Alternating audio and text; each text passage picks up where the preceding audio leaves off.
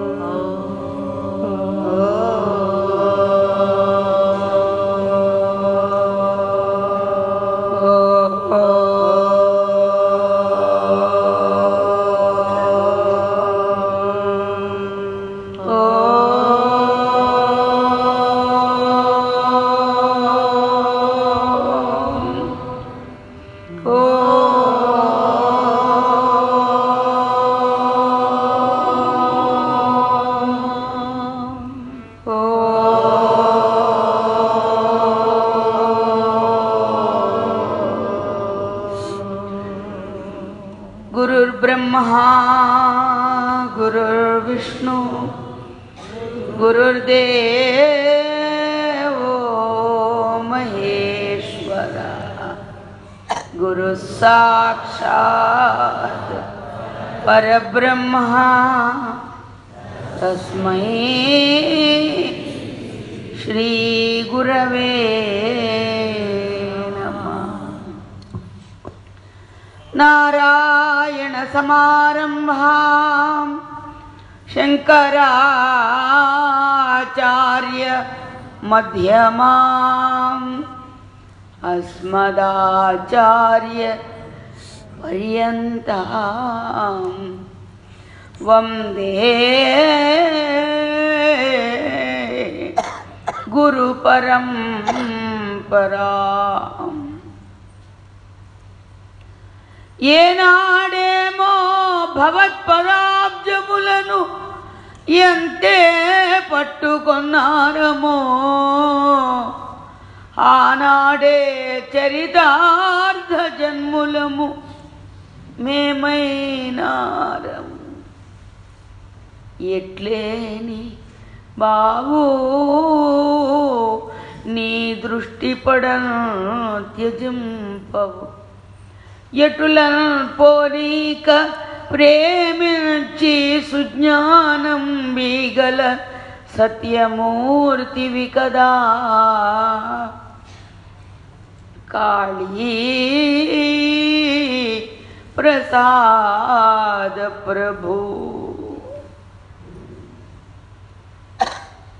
శరణాగత దీనార్త పరిత్రాణ పరాయణే, సర్వస్యార్తి హరే దేవి నారాయణీ నమోస్తుతే. ఓం నమో బ్రహ్మాదిభ్యో బ్రహ్మ విద్యా సంప్రదాయకర్తృభ్యో వంశర్షభ్యో మహద్భ్యో నమో గురుభ్యః. సర్వోపప్లవరహితః ప్రజ్ఞానఘనః ప్రత్యగర్ధో బ్రహ్మైవాహమస్మి బ్రహ్మైవాహమస్మి బ్రహ్మైవా.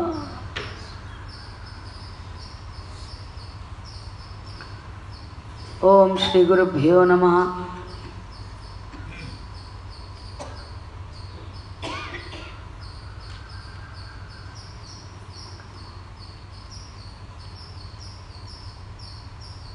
ఓం ఐం హ్రీం క్లీం చాముండాయ విచ్చే.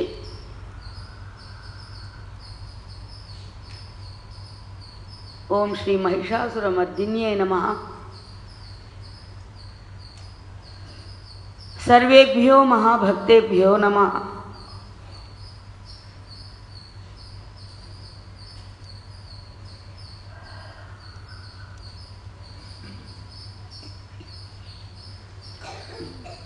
వందనము మాతా కాళికా ప్రియ జననీ, వందనమో మాతా కాళికా ప్రియ జననీ, వందనమో మాతా కాళికా ప్రియ జననీ, వందనమో మాతా కాళికా ప్రియ జననీ, కాళికా మమ జననీ, అమ్మా కాళికా మమ జననీ. దేవి దీనా జనా పరిపాలా, దేవి దీనా జనా పరిపాలా. అమ్మా దేవి దీనా జనా పరిపాలా, దేవి దీనా జనా పరిపాలా. కరుణామలివని శరణము కోరితినే, కరుణామలివని శరణ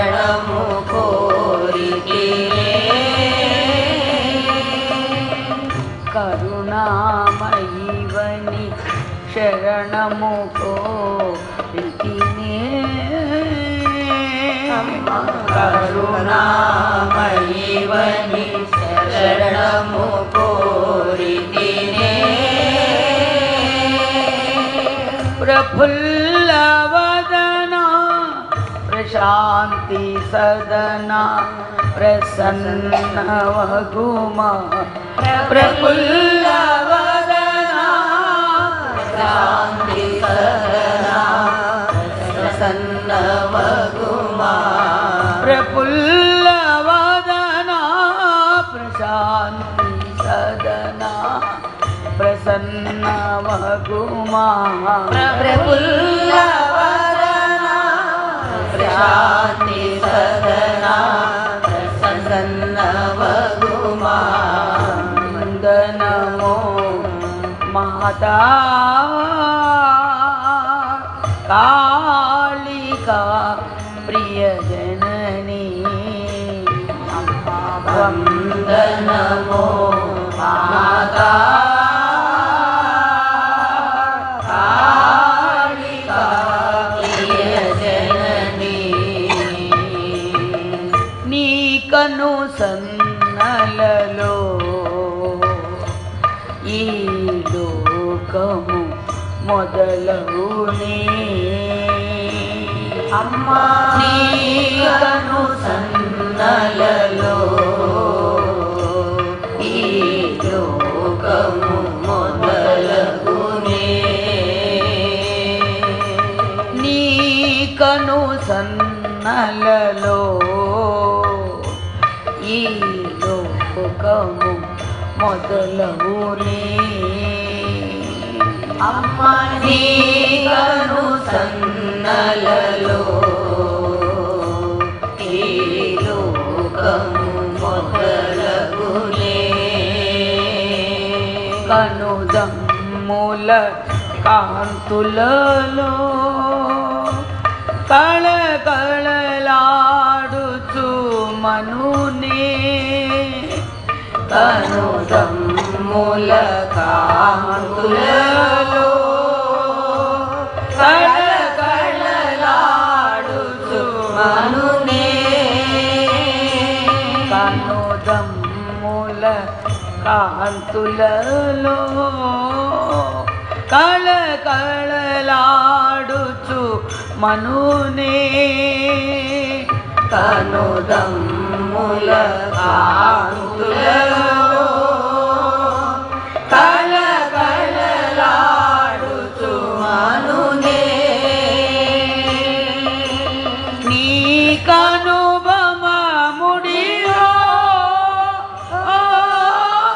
నిఖిలములయ మగునే అమ్మా నీ కనుబముడిలో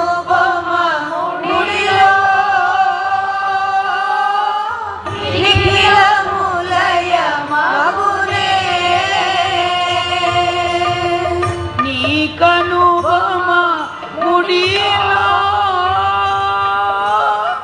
నిఖిలములయ మగునే నీ కనుబముడిలో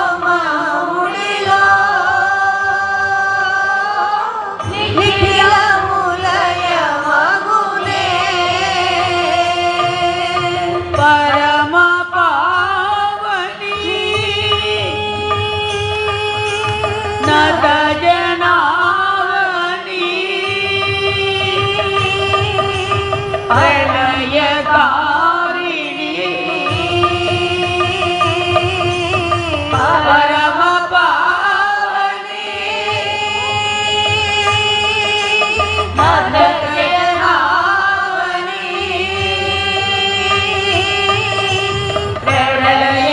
ప్రళయకారిణి అమ్మా పరమ పావని నత జనావని ప్రళయకారిణి భవ భయహారి పరమ పావని నత జనావని ప్రళయకారిణి భవ భయహారి పరమ పావని నత జనావని ప్రళయకారిణి భవభయహారి పరమ పావని నతయనావని ప్రళయకారిణి భవభయహారిణి భవభయహారిణి భవభయహారిణి వందనమో మాతా కాళికా ప్రియజననీ వందనమో మాతా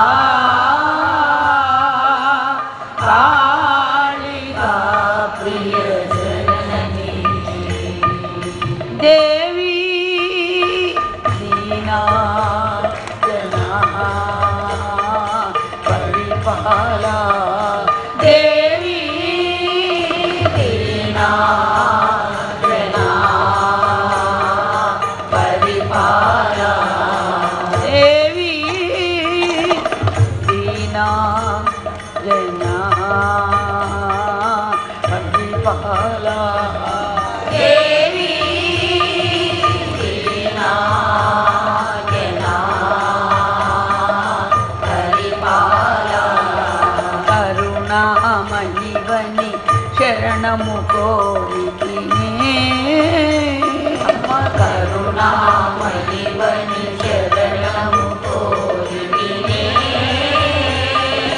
కరుణామయివని శరణము కోరితినే అమ్మ కరుణామయివని శరణము కోరితినే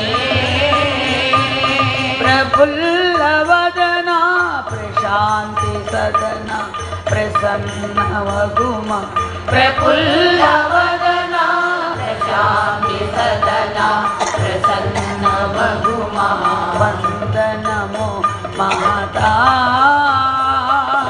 కాళికా ప్రియజననీ వందనమో మాతా కాళికా ప్రియ కాళికా ప్రియ కాళికా ప్రియ జననీ కాళికా మమ జననీ అమ్మ కాళికా మమ జననీ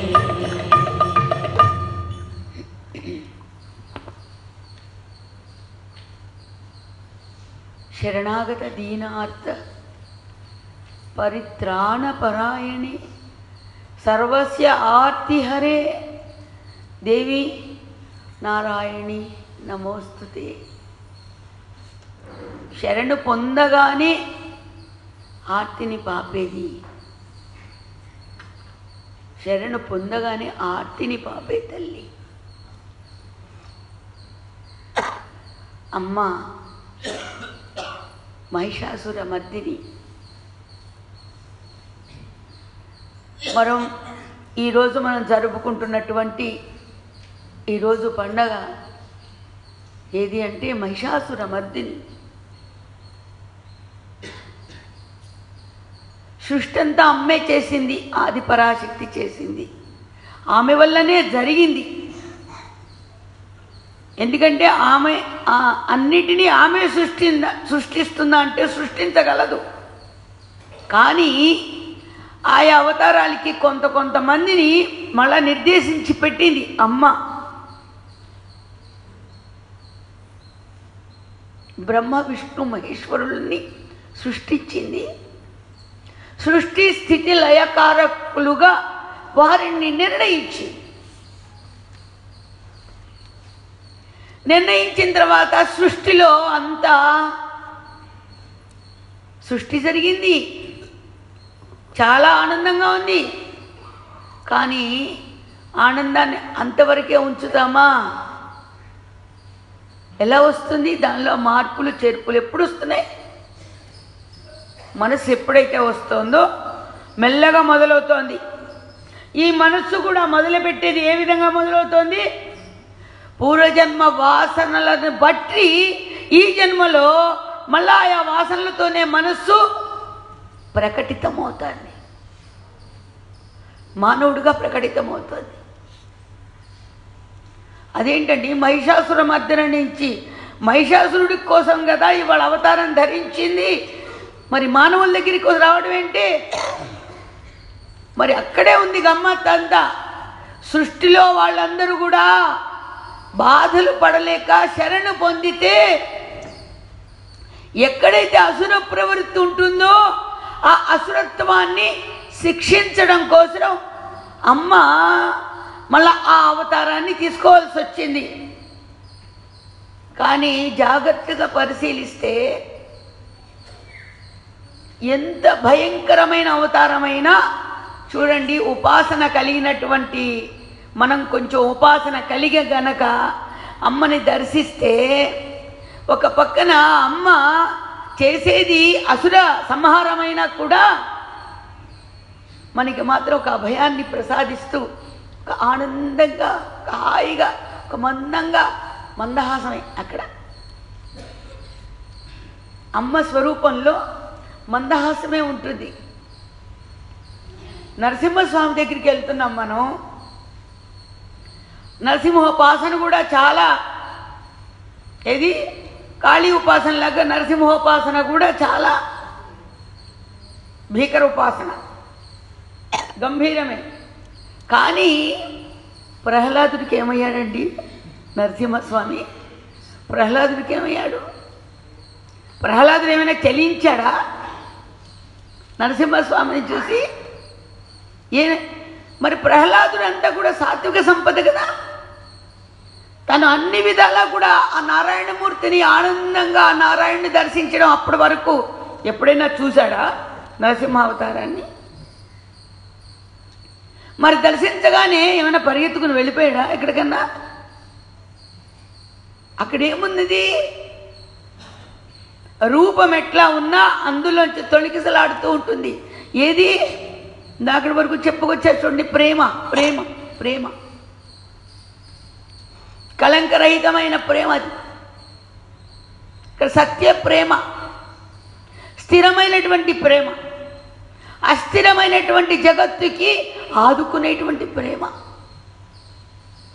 అది నాది అని ఎవరైతే ఆ ప్రభువుని జగన్మాతని ఆశ్రయిస్తారో వారి యందు నిలకడ కలిగించేటువంటి ప్రేమ,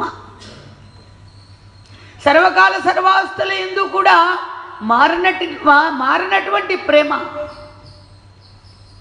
కానీ ఈ ప్రపంచంలో ఉన్నటువంటి ప్రేమలన్నీ కూడా అస్థిరములు. కానీ భగవంతుని ప్రేమ సుస్థిరమైనటువంటి ప్రేమ. అమ్మే సృష్టించింది మహిషాసురుణ్ణి కూడా. చరిత్ర అంతా పొద్దు నుంచి వింటున్నాంగా మనం. ఎవరు సృష్టించారు? అమ్మే సృష్టించింది. మహిషాసురుడిగా రావడానికి కారణం అమ్మే సృష్టించింది. అమ్మే అందులో ప్రకాశిస్తోంది. మళ్ళా సృష్టించినటువంటి దానిలో ఎవరున్నారని చెప్పుకున్నాం? సృష్టి తనకి భిన్నం ఎప్పుడూ కాదు. ఎట్లాగా? సగుణము నిర్గుణములాగా, సాకారము నిరాకారములాగా. లైట్ ఉంది అంటే లైట్కి, ఆ లైట్ యొక్క బల్బు యొక్క కాంతికి బల్బు భిన్నమా? నువ్వు బల్బునైతే పట్టుకోగలుగుతావు, కాంతిని పట్టుకో చూద్దాం. అసలు నువ్వు బల్బు ఎందుకు కొని తెచ్చుకున్నావు? కారణం ఏంటి? ఆ కాంతి కోసమే కొని తెచ్చుకున్నావు. తిరిగి మళ్ళా కాంతి కోసం కొని తెచ్చుకున్నటువంటి బల్బు నీ చేతిలో ఉన్నంతసేపు వెలగలా? బల్బు నీ చేతిలో ఉన్నంతసేపు వెలగలా? అది ఆ బల్బుని తీసుకెళ్ళి అక్కడ ఏం చేశావు? నీకు కనిపించినటువంటి ఒక పవర్కి టచ్ ఇచ్చావు, కనెక్షన్ ఇచ్చావు. నీకు కనిపించలే అక్కడ. ఈ బల్బు కాంతి నీకు కనిపించలే, బల్బుకి శక్తిని ఇచ్చే కరెంటు కూడా నీకు కనిపించలా. దానికి ఎలా కనెక్షన్ ఇచ్చావు? నువ్వు లూజు లేకుండా ఇచ్చావు, పర్ఫెక్ట్గా ఇచ్చావు, సెట్ చేసావు. అక్కడ పర్ఫెక్ట్ అయిపోయింది. అప్పుడు ఏమొచ్చింది? అక్కడ కనిపించని కరెంటు ఇప్పుడు ఇక్కడ కాంతిగా కనిపిస్తోంది. గొప్పతనం దేంది? కరెంటుది. గొప్పతనం దేంది? కరెంటుది. మరి కరెంటుకి అడ్వర్టైజ్మెంట్ ఉందా? అడ్వర్టైజ్మెంట్ దేని జరుగుతోంది? బల్బు జరుగుతుంది. మానవుడు కూడా తనకున్నటువంటి వాసన బలం చేత, పూర్వజన్మ వాసనల చేత జన్మిస్తున్నాడు. జన్మకి కారణమేది? వెనక ఉన్నటువంటి కర్మ. కర్మ ఈ జన్మకి కారణమైంది. కర్మ జన్మకి కారణమైంది. కానీ ఈ జన్మలో నీకు శక్తినిచ్చి నువ్వు పుట్టగానే చావలేదుగా. ఎంతోమంది పురుట్లో చచ్చిపోతున్నారు, కడుపులో చచ్చిపోతున్నాయి, కొన్ని శిశువులు పోతున్నాయి. మరి నిన్ను ఎప్పుడైతే నువ్వు బయటపడ్డావో, నీకు నువ్వు ఉన్నావు, పిల్లాడు బాగున్నాడు, పిల్ల బాగుంది అనేటువంటి ఒక బాబుని, బాగుంది అనేటువంటి లోపల ఏది ఉంటే బాగుంది అని చూస్తున్నావు. తల్లిదండ్రి చూసారా చైతన్యాన్ని? ఆ ప్రాణాన్ని చూసారా? తల్లిదండ్రి చూసారా? తెలియదు. తల్లిదండ్రి ఏం చూసారు? ఏమీ చూడలా. తండ్రి బీజం ఏర్పరిస్తే తల్లి ఏది తన రక్తాన్ని మిశ్రితం చేసింది. అక్కడ స్థానం ఇచ్చింది, పొదిగింది. దేన్ని పొదిగింది? ఆ బీజాన్ని పొదిగింది. పొదిగిన తర్వాత బయటకు వచ్చింది. అసలు ఇక్కడ చూడండి, తల్లిదండ్రులతో ఎంత సంబంధం ఉంది ఆ పిల్లకి, ఆ పిల్లవాడికి. ఇప్పుడు మనకున్నాం కదా, ఎంత సంబంధం ఉంది మన తల్లి తండ్రితో, మనకి జన్మనిచ్చిన వాళ్ళతో ఎంతవరకు ఉందండి? ఉన్నంత వరకు ఉందా? ఉన్నంత వరకు మాత్రం ఉందా? ఎంతవరకు ఉంది? ఎప్పుడూ లేదు. భగవంతుడు కడుపులో ఉండి పొందినంతసేపు తల్లి నుంచి ఆహారం అందేటువంటి ఉపాయాన్ని సృష్టిలోనే పెట్టి ఉన్నాడు ఆ భగవంతుడు. అదేమైనా కొత్తగా సైన్స్లో ఏమైనా కనిపెట్టారా? ఎవరన్నా బయట నుంచి ఏమైనా ఆహారం పెడుతున్నారా? ఆ కడుపులో వాడికంట ఆవకాయ ఇష్టం అంట, ఏమైనా ఆవకాయ ముద్దరైనా సెలైన్ ఇస్తున్నారా?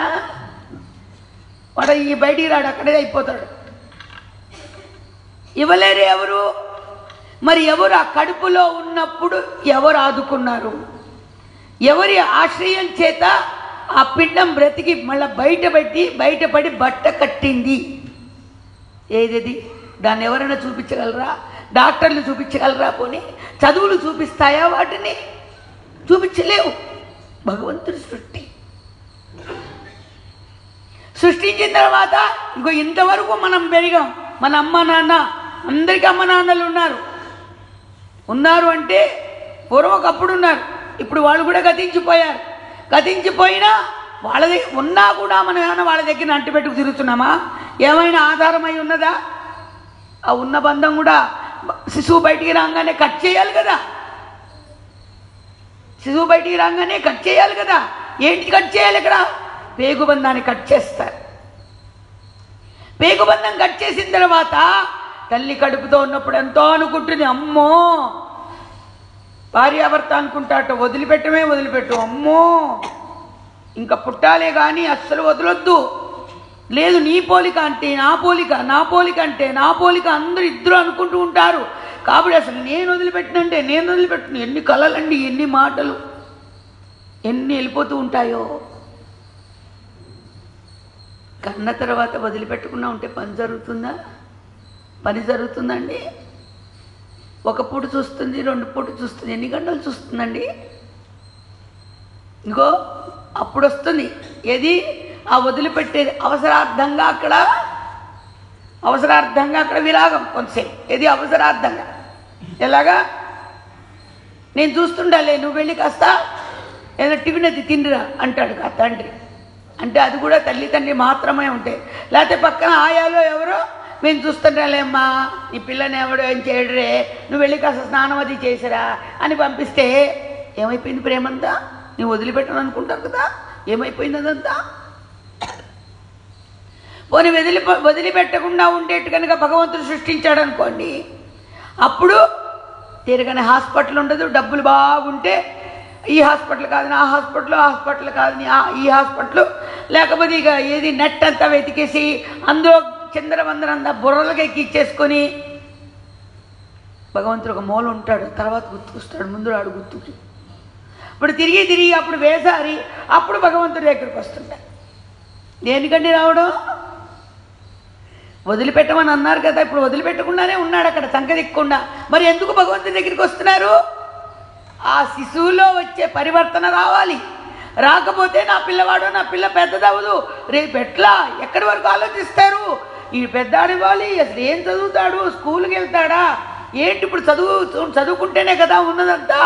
రేపు ఇలా ఉంటే ఎలా చదువుతాడు? తర్వాత పెళ్ళిళ్ళు ఎక్కడవుతాయి? అక్కడికి వేసేస్తారు. నిన్నగాక మొన్న పుట్టిన పిల్లలకి రేపు పెళ్ళిళ్ళు అలా అవుతాయి. ఏంటి చేసేది? పెళ్ళి జరగాల్సినప్పుడు అదే జరుగుతుంది. పెళ్ళి ఒకేముంటుంది, అది కూడా గొప్పతనమా ఏంటి? అందరూ భారం అంతా మీదేసుకు తిరుగుతున్నారేమో. చాలా భారం అండి పెళ్ళి, చాలా భారం. కొడుకుని కంటే ఒకలాంటి భారం, కూతుని కంటే ఒకలాంటి భారం అని అందరూ సరదాగా కన్నవాళ్లే, ఆనందపడుతూ కన్నటువంటి వాళ్ళే. కానీ సందర్భాలు వచ్చేసరికి మాత్రం ఎలాగా ఏమవుతుందో ఏంటో అని మీద వేసుకుని మరీ ఆలోచిస్తూ ఉంటారు. మరి భగవత్ ప్రసాదమే అనుకున్న మాట ఏం చేస్తారు అంటారేమో. భగవంతుడు ప్రసాదించాడే మనకి, భర్తకి భార్య, భార్యకి భర్త అనుకుంటారేమో. మరి అప్పుడు ఆ భగవత్ ప్రసాదం ఆలోచించే సమయంలో భగవత్ ప్రసాదం ఎక్కడికి వెళ్ళిపోతారు? ఎందుకంటే వాళ్ళకి మనసులు వస్తాయి, వాళ్ళకి స్వభావాలు వస్తాయి. కన్న పిల్లలకి వాళ్ళ దారి వాళ్ళు చూసుకుంటూ ఉంటారు, వీళ్ళ దారి వాళ్ళ దారి ఒకటవడం చాలా కష్టం. అక్కడ ఆ విషయాల్లో ఏమైపోతూ ఉంటుంది, ఎడముఖం బెడముఖానికి వస్తూ ఉంటారు. ఇది జగత్ విదితమే కదా అందరికీ.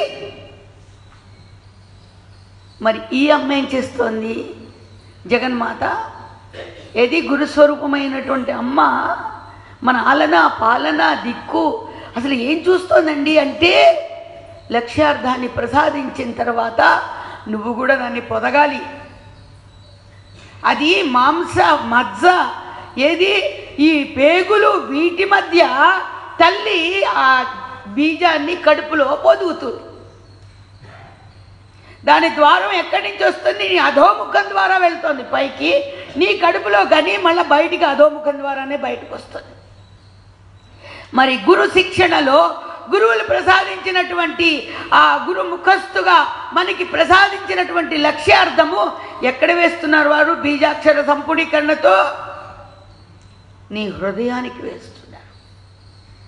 నీ హృదయంలోకి చొరబడేట్టుగా బోధావిర్భావ స్వరూపం, అది బోధావిర్భావ స్వరూపం. అందుకని గబగబా అయిపోతే వెళ్ళిపోయేది కాదు. బోధని ఆలకించి దానిని మనసులో పదిలపరుచుకొని ఆ బోధని మనం మననం చేసుకుంటూ, మననాథ త్రాయత ఇది మంత్ర, గురు ముఖస్థుగా మనలో ప్రవేశపెట్టిన మంత్రాన్ని మనం ఏం చేయాలి? అక్కడ లోపల మదించాలి. అది కడుపు, ఇది హృదయం. అది కడుపు, ఇది హృదయం. కడుపులో ఏముంటుంది? మజ్జ మాంసము, ఇది పేగులు, రక్తము, చీము, వీటి మధ్యలో ఉండే జీవుడు బయటికి బయటికి బయటికి ఎప్పుడు తోస్తాడా? బయటికి ఎప్పుడు తోస్తాడా? నేను ఎప్పుడు బయటకు వస్తానా? ఆ పురుటి నొప్పులు ఎప్పుడు వస్తాయా? ఆ వాయువు ద్వారా బయటికి ఎప్పుడు వస్తానా అని సతమతం అయిపోతూ ఉంటాడు. ఎందుకంటే ఈ తల్లికి బాగా కడుపుతో ఉన్నప్పుడు బాగా ఏమి ఇష్టమైతే చెప్పమ్మా, అన్నీ పెడతా నీకు, అన్నీ పెడతామని చుట్టూ వాళ్ళందరూ ఏమి ఇష్టమమ్మా నీకు, ఏమి ఇష్టమమ్మా అని కనుక్కుంటూనే ఉంటారు. పాపం ఆ సంస్కారం కొలిది ఆ కడుపుతో ఉన్న తల్లి కూడా సంస్కారాన్ని బట్టి ఇచ్చే ఏర్పడుతుంది. ఏది కొంతమంది చక్కగా హాయిగా సాత్వికమైన ఆహారాన్ని కోరితే, కొంతమంది మంచి మసాలాలు, మంచి పులుసులు, మంచి ఆవ పెట్టడాలు ఇవన్నీ అడుగుతూ ఉంటే, అవి కడుపులోకి వెళ్తూ ఉంటే ఆ శిశువుకి పాపం ఎంత బాధగా ఉంటుందో.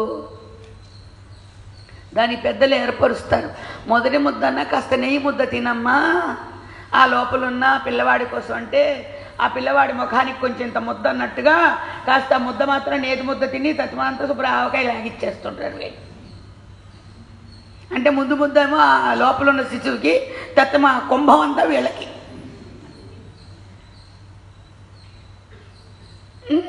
మరి అది ఏమయం? నువ్వు తీసుకున్న ఆహారం దేనికి వెళ్తుంది అది నీ రక్తాన్ని మార్పు తీసి లోపల ఉన్న భగవానుడు ఆయా వాటికి కావలసినటువంటివన్నీ చేసిన తర్వాత మిగిలినది మల రూపంలో బయటకు వస్తుంది. మరి ఇక్కడ గురుదేవులు ప్రసాదించినటువంటి లక్ష్యార్థము మంత్ర ప్రసాదము ఏమవుతుంది? ఆ హృదయంలో నిలుపుకుని హాయిగా ఓంకారాన్ని ఉచ్చరిస్తూ ఆ లోపల ఏమవుతుందంటే మెల్లమెల్లగా మనం ముందర మొదలు పెడతాం. ఏమని? ఓం అని. మన గురుదేవులు ఎవరు గురువులు వారికి ఏ లక్ష్యార్థం అయితే ఇస్తారో ఆ లక్ష్యార్థాన్ని మనం చేసుకుంటూ ఉండగా ఓం అని మొదలు పెడతాం.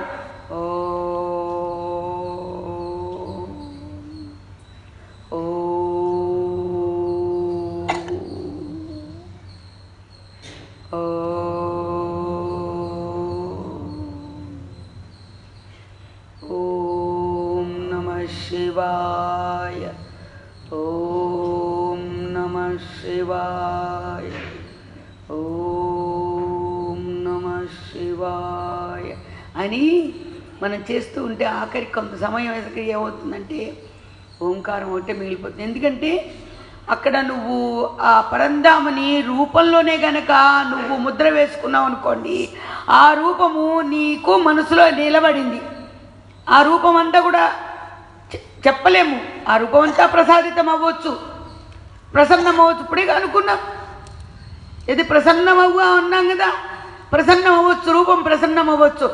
ఆ రూపంలో ఒక్కోసారి పాదాలు మాత్రమే మనకి ప్రసన్నం అవ్వచ్చు, లేదు అభయాస్త ముద్ర మాత్రమే ప్రసన్నం అవ్వచ్చు, లేదు ఆ విశాల హృదయమే ప్రేమయే మనకి ప్రసన్నం అవ్వచ్చు, లేదు ఆ ముఖ కవళిక ఉన్నదే ఆ ముఖ కవళిక చక్కగా ఆనందంగా మనకి ప్రసన్నం అవ్వచ్చు. ప్రసన్నం అవుతుంటే మనం భ్రమరం వల్లే ఆ ముఖాన్ని చక్కగా ఓంకారమునందు మనస్సు నిలిపి ఆ ఓం అనేటువంటి భ్రమరంలాగా మనం ముఖపద్మమునందు సంచరిస్తూ ఉంటే ఆ చిరునవ్వు, ఆ మందహాసము. ఏంటి భయం? నేనుండగా నీకేంటి భయం? ఇప్పుడు అమ్మ చెప్తుంది కదా, ఆవిడ చేసేది కాళ్ళ కింద చేసేస్తుంది, ఆవిడ చేసేదాన్ని అన్ని చేతులు ధరించి చేసేస్తుంది. నీకేంటి భయం? నేనున్నాను కదా, నీకు భయం లేదు. ఎవరండి ప్రపంచంలో వాడు చూపించమని చూస్తాను. ఇన్కమ్ ట్యాక్స్ వాళ్ళు వస్తే అసలు డబ్బులు ఉన్నవాడు మొహం ఉంటుంది. ఎలా ఉంటుంది? ఎక్కడి నుంచి ఎటు వెళ్ళిపోవాలి, లేకపోతే కాగితాలు దాస్తారు, లేకపోతే అర్జెంటుగా కాగితాలు నోట్లోకి వెళ్ళిపోతాయట. దేవుడి దగ్గర ఒక్క గులాబీ పువ్వు తినడానికి వీడు పాపం చాలా కష్టపడతాడు, కానీ అప్పుడు కాగితాలన్నీ నవిలి మింగేస్తాడట. అప్పుడు ఒక గ్లాసు నీళ్ళతో అవన్నీ వెళ్ళిపోతాయి లోపలికి. లేదు, ఒక దొంగవాడే వస్తాడు, కల వచ్చింది. ఇప్పుడు నిజంగా అంటలేదు, నిజంగా ఇది ఇక్కడే దొంగలు పడితే హార్ట్ అటాక్ వచ్చిన వాళ్ళు లేరు. ఉన్నది దొంగల గురించి కూడా. ఎలాగా? ఒంటికి నూనె రాసుకొస్తారు, వాళ్ళు పట్టుకుంటే జారిపోయేట్టుంటారు. ఆకారాలు భీకారాలు. ఎలాగా? మహిషాసురులాగా. జాగ్రత్త. వచ్చే నీ ఇంట్లో నీ డైమండ్లు, నీకున్న వడ్లాణాలు దొంగిలించడానికి వస్తారు, జాగ్రత్త. లేదు వడ్లాణం ఎవ్వరూ అడగకుండా వచ్చేస్తున్నాయి. ఇప్పుడు ఎవరికైతే నలునొప్పులు ఉంటాయో వాళ్ళందరికీ వడ్లాణాలి. వాడి కోసం ఈ దొంగలు రారు. ఎవరికైతే మెడ నొప్పులు ఉంటాయో వాళ్ళకి ఒక పెద్ద కంఠాభరణం, చేతికాభరణం. నిన్న మనం చూసాను ఇంకొకరు చేతికాభరణం, అది నడువుగాభరణం, మెడగో ఆభరణం. ఇవన్నీ ఏంటి? నొప్పుల ఆభరణాలు. వీడి కోసం రాడు, వీడి కోసం ఆశక్కర్లే.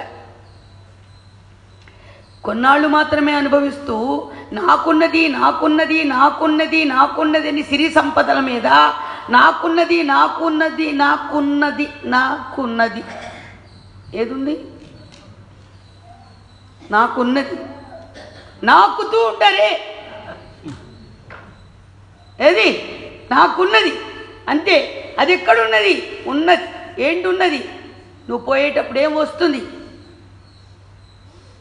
దారా పుత్రులు ధన ధాన్యాలు దాటించే వరకేరా, దారా పుత్రులు ధన ధాన్యాలు దాటించే వరకేరా, గడప దాటించే వరకేరా, గడప దాటించే వరకేరా, పొలిమేర దాటించే వరకేరా, పొలిమేర దాటించే వరకేరా, ఎవరికి వారే యమునా తీరే చివరికి ఒంటరి వేరా, ఎవరికి వారే యమునా తీరే చివరికి ఒంటరి వేరా, ఎవరికి వారే యమునా తీరే చివరికి ఒంటరి వేరా, ఎవరికి వారే యమునా తీరే చివరికి ఒంటరి వేరా,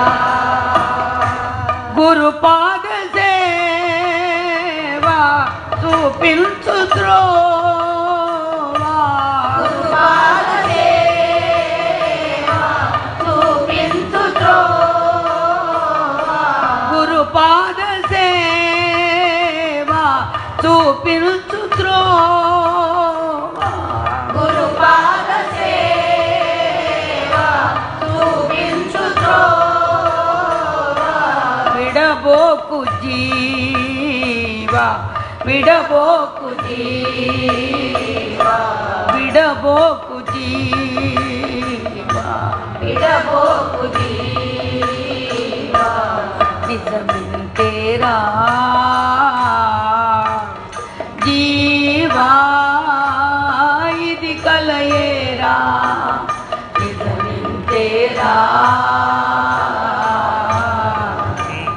జీవా ఇది కలయేరా, నిజమింతేరా జీవా ఇది కలయేరా, తేరా జీవా ఇది కలయేరా, దారి తెన్ను తెలియని ఈ సంసారము సాగర మేరా, దారి తెన్ను తెలియని ఈ సంసారము సాగర మేరా, ఈ సంసారము సాగర మేరా, సంసారము సాగర మేరా, దారి తెన్ను తెలియని ఈ సంసారము సాగర మేరా, దారి తెన్ను తెలియని సంసారము సాగర మేరా, వడిరా కాలము సుడిరా మోహము పడితే హరి గోవిందా, పడిరా కాలము సుడిరా మోహము పడితే హరి గోవిందా గోవిందా గోవిందా, వడిరా కాలము సుడిరా మోహము పడితే హరి గోవిందా, పడిరా కాలము సుడిరా మోహము పడితే హరి గోవిందా, హరినామేరా అది నావయేరా, హరినామేరా హరినామయేరా, హరినామేరా అది నావయేరా, హరినామయేరా అది నామయేరా, దరి చేర్చులేరా, చేతులేరా, దరి చేర్చులేరా, చేతులేరా, నిజమింతేరా జీవా ఇది కలయేరా, నిజమింతేరా జీవా ఇది కలయేరా, ఇది కలయేరా, ఇది కలయేరా నిజమింతేరా నిజమింతేరా ఇది కలయేరా. ఇది కలయేరా. మా గురు సోదరులు ఇటువంటి కీర్తనల్ని డైరెక్ట్గా హృదయానికి బాణం పెట్టి కొట్టినట్టుగా అమర్చారండి విజయేశ్వరానంద ప్రసాద్ వారు. కాచంద్రార్కము వారు ప్రకాశిస్తూనే ఉంటారు. ఎందుకంటే ఎంతవరకు వారిచ్చినటువంటి ఈ వీటిని మనం నంచుకుంటూ ఉంటామో అనుభవిస్తూ ఉంటామో, అసలు అనుభవం పరమాత్మతో అయినప్పటికీ కూడా ప్రసాదించిన త్రోవ చూపించిన వారిని గురించి చెప్పుకోకపోతే, గురు భగవానుడు అంత గొప్పవాడు. ఏమండి, దారాపుత్రులు, బంధుమిత్రులు, సిరి సంపదలు ఎక్కడి వరకు వస్తున్నాయండి? గొప్ప అంతా ఎక్కడ చూపిస్తున్నారు? అయ్యో పోయాడా పోయాడా అని ఏడుస్తున్నారు కదా. ఒక్కళ్ళన్నా చితి మీద ఇంకొకళ్ళు వెళ్తున్నారా?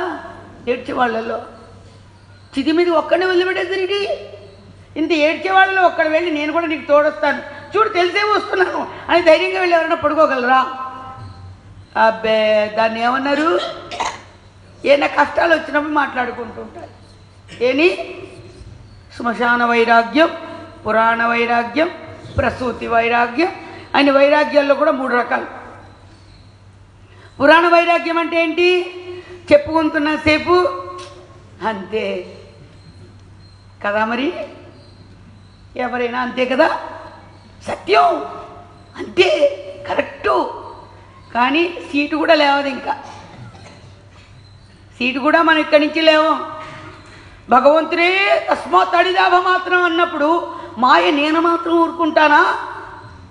ఆయన కాబట్టి తటిత్తు, కానీ నేను తటిత్తు కాదు, నేను వర్షాన్నే.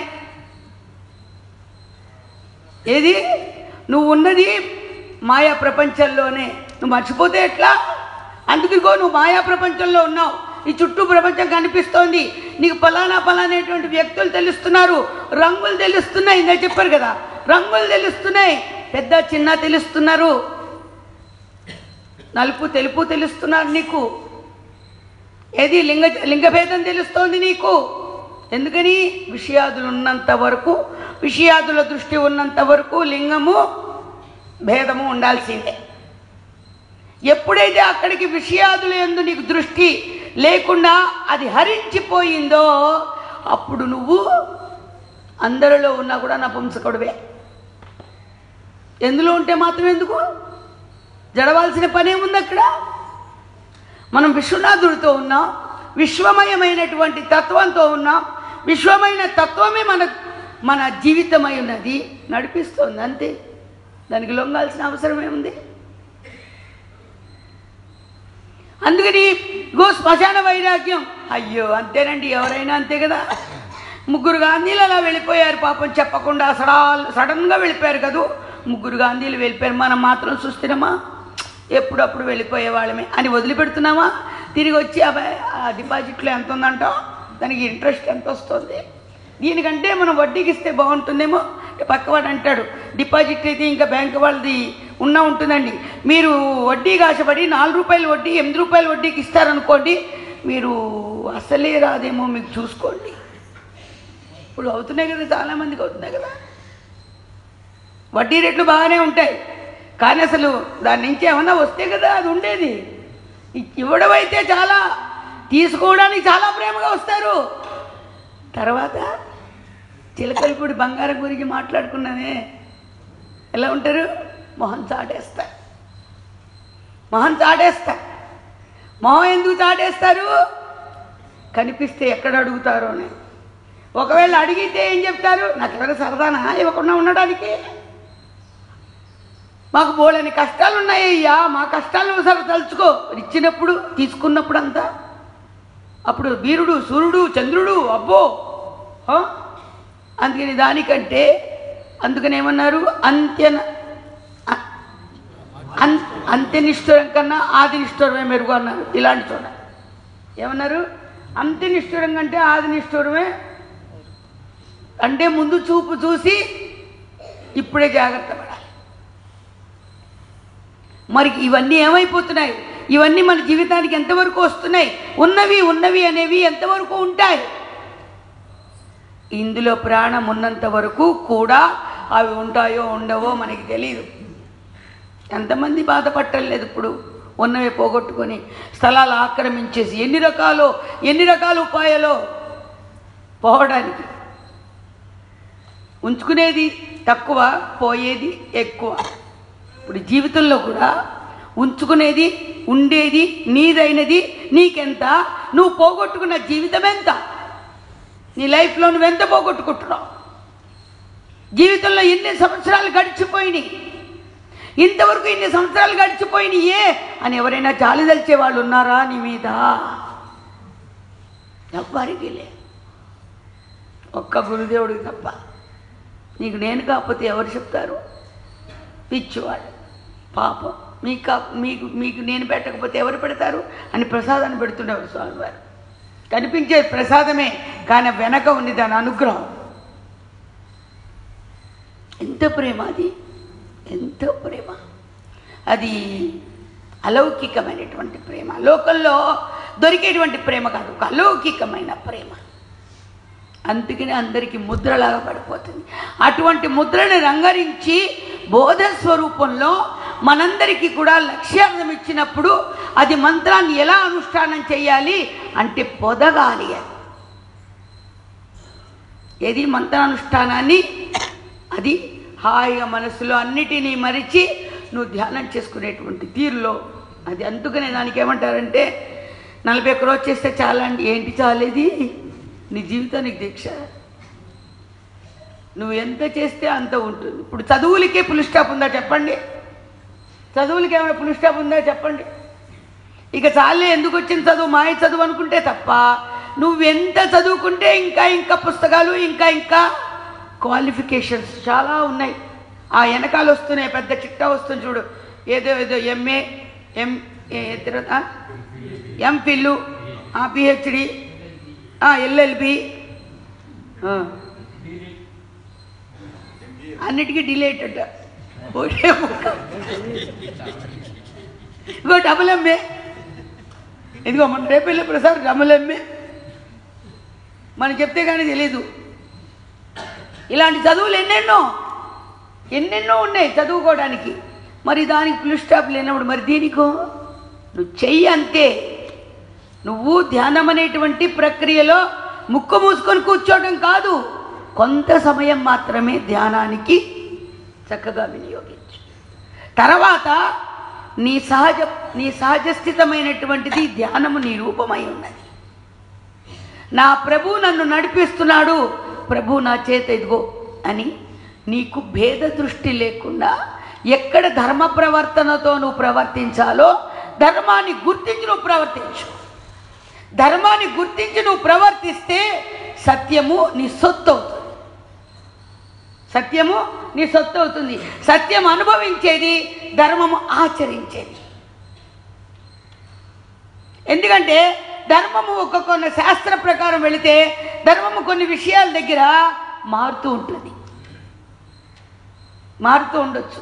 ఎందుకంటే ఉన్నట్టు కుండ బద్దలు కొడతానంటే ఎదుటివాడు, ఇందాకే వచ్చింది పురాణంలో అనుకుంటా, ఎదుటివాడు మనసు కష్టపెట్టేటువంటి మాట ఉంటే నువ్వు అక్కడ బద్దలు కొట్టకూడదు, అక్కడ అప్రస్తుతం, నువ్వు బయటికి కక్కను కూడా కక్కకూడదు. అది ధర్మం అక్కడ. అది ఏమండి నాకు తెలిసింది కాబట్టి చెప్పానండి, కానీ తప్పండి, అది తప్పండి. నువ్వు చెప్పడంలో వాడు మనసంతా పాడు చేసుకుని చాలా ఏడ్చాడు అనుకోండి, భగవంతుడు నమ్మిన వాడై ఉండి, అప్పుడు నీ జీవితంలో నువ్వు బ్లాక్ స్పాట్ నీకే వస్తావు. అందుకని ధర్మంలో కొన్ని చోట మార్పు ఉంది, కానీ సత్యము ఎప్పుడు త్రికాల బాధితమైనది. సత్యం మారు, సత్యం తన స్వరూపమై ఉన్నది. బాహ్య ప్రవృత్తిలో ప్రవర్తించడానికి ధ్యానము తన స్వభావమై ఉండి నీ ధర్మంతో ఉన్నటువంటి పనులు, ఎవరి ఆశ్రమ ధర్మాల్ని వాళ్ళు నిర్వర్తించాల్సిందే. కానీ సత్యం మాత్రం ఎప్పుడూ నీ దృష్టిలో ఉండాల్సిందే. ఎవరా సత్యం? నీకు ఆశ్రయం ఇచ్చిన భగవంతుడు, నీకు ఆశ్రయం ఇచ్చినటువంటి ఆ పరమాత్మ యొక్క దివ్య చరణాల విందములు, నీకు ఆశ్రయం ఇచ్చిన ప్రభు యొక్క తత్వం, నీకు ఆశ్రయం ఇచ్చినటువంటి ఆ భగవంతుడి యొక్క ఏది వారి బోధామృతం మనకు అది నిజమైన శక్తినిస్తుంది. దాన్ని మాత్రం మర్చిపోవడానికి లేదు ఇక్కడ. అందుకని ఉపదేశం తీసుకోగానే ఏం చేయాలి? నువ్వు దాని యందు ఉపద్రష్ట ఏం చేయాలి? ఉపదేశం తీసుకున్న తర్వాత దానిని మననం చేసుకోవాలి. మననం చేసుకుంటూ ఉంటే ఎలాగైతే కడుపుతో ఉన్నటువంటి స్త్రీ ప్రసవం ఎట్లా అయితే ప్రసవించిందో అలాగే ఇక్కడ జ్ఞానం ఆవిర్భవిస్తుంది, జ్ఞానం ఉద్భవిస్తుంది. ఎవరి నుంచి? ఎవరైతే భక్తి అనేటువంటి గర్భాన్ని భగవంతుడి ద్వారా మంత్రం అనేటువంటి దాన్ని చక్కగా ఉపదేశంగా తీసుకొని అది తనలో ప్రవేశమైన తర్వాత ఆనాటి నుంచి ఒక నిష్ఠ కలిగి నారాయణులో నిష్ఠ కలిగి నీ అర్చామూర్తి యందు నిష్ఠ నిలిపి ఎవరైతే ధ్యానం చేస్తారో భక్తి గర్భం ధరించాలి. అక్కడ భక్తి అనేటువంటి గర్భాన్ని ధరించినటువంటి వాడు ఏమవుతుంది? నీ భక్తి అనేటువంటి గర్భానికి ఏమవుతుంది? ఇది జ్ఞానం అనేటువంటి పుత్రుడు ఆవిర్భవిస్తాడు.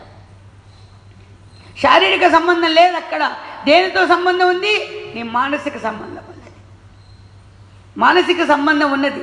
ప్రపంచంలో ఉన్నంత వరకు మనసు పనిచేస్తుంది. కానీ ఎప్పుడు ఏ వృత్తి వైపుకు వెళ్తుంది? ఇక్కడ నివృత్తి వైపుకు వెళ్తుంది, ప్రవృత్తి వైపుకు వెళ్తలా. ప్రపంచోన్ముఖమై ఉన్నటువంటి మనస్సు ప్రవృత్తి మార్గంలోకి వెళ్తుంది. కానీ ప్రవృత్తి మార్గంలో ఉన్నంతసేపు దీనికి శాంతి లేదు. అందుకని ఆ ప్రవృత్తిలో ఉన్నటువంటి మనస్సుని ధ్యానాది అనుష్ఠానాదుల చేత ఇగో నివృత్తి మార్గాన్ని తీసుకువెళితే ఏమవుతుంది? అక్కడ నీకు ప్రశాంతత ఏర్పడుతుంది, ప్రశాంతత ఏర్పడుతుంది. అందుకని అటువంటి నివృత్తి మార్గానికి వెళ్ళిన తర్వాత అప్పుడు నీలోంచి వచ్చే భావనలు ఎలా ఉంటాయి? జ్ఞాన సముపార్జన. అక్కడ జ్ఞానంతో కూడినటువంటి భావనలు వస్తాయి. భక్తి యొక్క పరాకాష్ఠయే జ్ఞానము. భక్తి యొక్క పరాకాష్ఠయే జ్ఞానం. జ్ఞానం యొక్క పరాకాష్ఠ ఏది అంటే నీ బాహ్య ప్రవృత్తుల్లో నీకేమవుతుంది? ముముక్షుత్వం. దేని నుంచి ముక్తి పొందగలుగుతావు? ఈ ప్రపంచ విషయాల నుంచి ముక్తి పొందగలుగుతావు. ప్రపంచం కనిపించే విషయాలే కాదు, నీ మనస్సు అటువంటి విషయాలను కోరదు. ఎంత అందమైనది చూపించినా నీ మనస్సు అక్కడ విషయాన్ని కోరదు. సుఖబ్రహ్మ వారిని వ్యాస భగవానుడు వ్యాసుల వారికి అంతా కూడా తన సొంత ఆత్మ కదా. ఎవరు? సుఖ మహర్షి. సుఖబ్రహ్మ గారికి అన్నీ కూడా ఎక్కడా దాచుకోకుండా విద్యని అభ్యసిస్తూ వచ్చారట వ్యాసమహాముని వారు.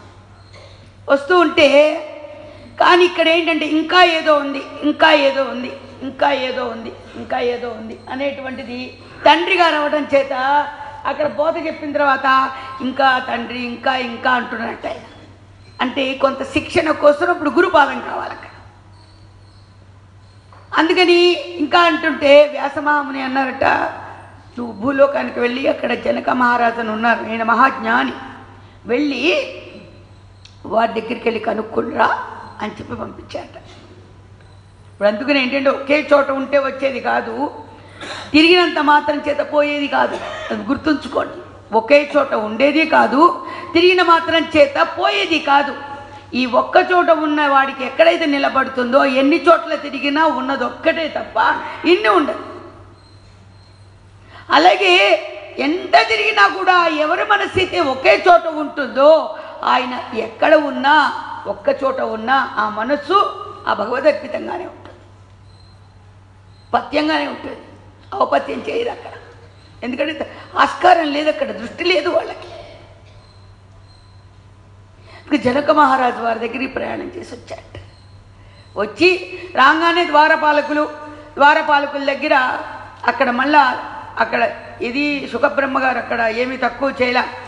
నేను ఇలా వ్యాసమహాముని కొడుకుని వ్యాసులు పంపించగా వచ్చాను, జనక మహారాజు వారి దర్శనార్థం వచ్చాను, మహారాజు గారితో చెప్పండి అని ద్వారపాలకులతో చెప్పడం జరిగిందట. ద్వారపాలకులతో కబురు లోపలికి వెళ్ళింది. తిరిగి మళ్ళా బయటికి రమ్మని 7 రోజులు అలా ఉండిపోయారట ఆయన. 7 రోజులు అలా ఉండిపోయేసరికి ఏమి అసలు దేనికి అన్నమని కానీ పానీయమని కానీ అది నిష్ఠ. నిష్ఠ అంటే చూడండి, నిష్ఠ అంటే ఎవరో చెబితే చేశామనే దాని అని కాదు, ఎవరి నిష్ఠని వాళ్ళే కాపాడుకోవాలి. నేను కూడా అనుభవంగా చెప్తున్నా. ఎవరి నిష్టని ఎవరూ చెరపలేరు. ఎవరి నిష్టని వారే తీసుకుంటే ఎవరూ చెరపలేరు. ఎవరైనా చెరపాలని చూసినా కూడా ఇక్కడ లొంగితే కదా, లొంగకూడదు. ఎందుకంటే అది తపస్సుగా మారుతుంది. అదే తపస్సు అయిపోతుంది. అక్కడ ఏముంది తపస్సు? ఆయనకి ఇంకా అంతకన్నా ఏముంది? హాయిగా అక్కడ కూర్చున్నాడు. ఆయన 7 రోజులు హాయిగా వెళ్ళిపోయింది. ఆయనకి దేని మీద దృష్టి లేదు. 7 రోజుల తర్వాత లోపలికి ప్రవేశపెట్టండి అన్నారు. ఆయన లోపల ప్రవేశించాడు. ప్రవేశించిన తర్వాత మళ్ళా రాజ్యంలోకి వచ్చిన తర్వాత మళ్ళా 7 రోజులు మళ్ళీ అక్కడ అట్టే పెట్టారట. రాజ్యంలో ఉన్నారు. అక్కడ ఉంటే ఏం లేదు దృష్టి. మహారాజు వారు పిలుస్తారు, నేను అడగాలి. ఇదే సందేశంతో మననం అవుతుంది. అక్కడ తండ్రి గారు చెప్పినటువంటి ఆత్మవిద్య మననం చేస్తూనే ఉన్నారు. ఆయన చేస్తూనే అక్కడ మళ్ళీ 7 రోజులు ఉండిపోయారట. ఏమి మార్పు లేదు, చేర్పు లేదు. అక్కడ మనసు లేదు. అంటే మహర్షి అంతటి వాళ్ళమా కాదు, మహర్షి మనం ఎందుకు కాకూడదు అంటున్నాను. అందరూ తేలిగ్గా మాట్లాడడానికి ఏమంటారంటే ఆ నారదుడికే తప్పలేదో, లేకపోతే మహర్షి అంత వాడు కాబట్టి చేయగలిగాడో, ఏదో ఇట్లాంటివన్నీ తీసుకుంటారు పెద్దలు తీసుకొని. ఆ మహర్షి మనం ఎందుకు కాకూడదు? అందరి శ్రద్ధ మనం ఎందుకు చేయకూడదు? అన్నీ తెలుస్తున్నప్పుడు ఇది మాత్రం మనకి తెలియదా? దీన్ని జయించలేని వాళ్ళు ఇంకా ఏంటండి జయించేది? 7 రోజులు ఉన్నారండి, దేని మీదకి లేదు నిష్ఠ. అప్పుడు మళ్ళా ఏది రాజమందిరంలోకి ప్రవేశపెట్టారట. రాజుగారు మళ్ళీ అక్కడి నుంచి దృష్టి అంతా ఎక్కడ ఎవరికి ఏది ఇవ్వాలో మహాత్ములు వదిలిపెట్టరో. ఆయన మహాజ్ఞాని జనక మహారాజు వారు మళ్ళా ఏది రాజమందిరంలోకి ప్రవేశపెట్టారట. అదంతా ఏంటి? రాణివాసం ఉండేటువంటిది. ఏంటంటారు దాన్ని? రాజమందిరం, అంతఃపుర ప్రవేశం జరిగింది. రాజుగారు అందరినీ పంపించారట. ఏది నృత్యం చేసేవాళ్ళని, ఇంకా రాజలాంఛనాలు ఉంటాయి కదా, వాటన్నిటిని కూడా వెళ్ళండి ఆయన మహానుభావుడు వచ్చాడు, చక్కగా ఆయన సేవ చేసుకోండి అని పంపించాడు. ఇంకా చెప్పిన తర్వాత, రాజుగారు చెప్పిన తర్వాత ఇంకెలా ఉంటుంది చెప్పండి? విజృంభించారు అందరూ వచ్చి. సుఖబ్రహ్మగారు చలించల. వాటంతా చేస్తే ఇప్పుడు లైట్ చలిస్తుందండి అంటే నేను ఉపమానం లైట్గా తీసుకున్నానని తక్కువ అంచనా వేయకండి. సుఖబ్రహ్మగారు మనం ఏం చేసి వెళ్ళినా లైట్గానే ఉంటుంది. లైట్కి ఏం చలనం లేదే, కానీ చేయడానికి కారణం, కనిపించడానికి కారణం లైటే. నేను ఇక్కడ మైక్ చెప్పలా, లైట్ చెప్పా. అందుకే కాంతి ఉంటేనే, జ్ఞానం ఉంటేనే ఇవన్నీ కదలికలకు కారణమవుతుంది. జ్ఞానం లేకపోతే కదలికకి సత్తా ఏముంది?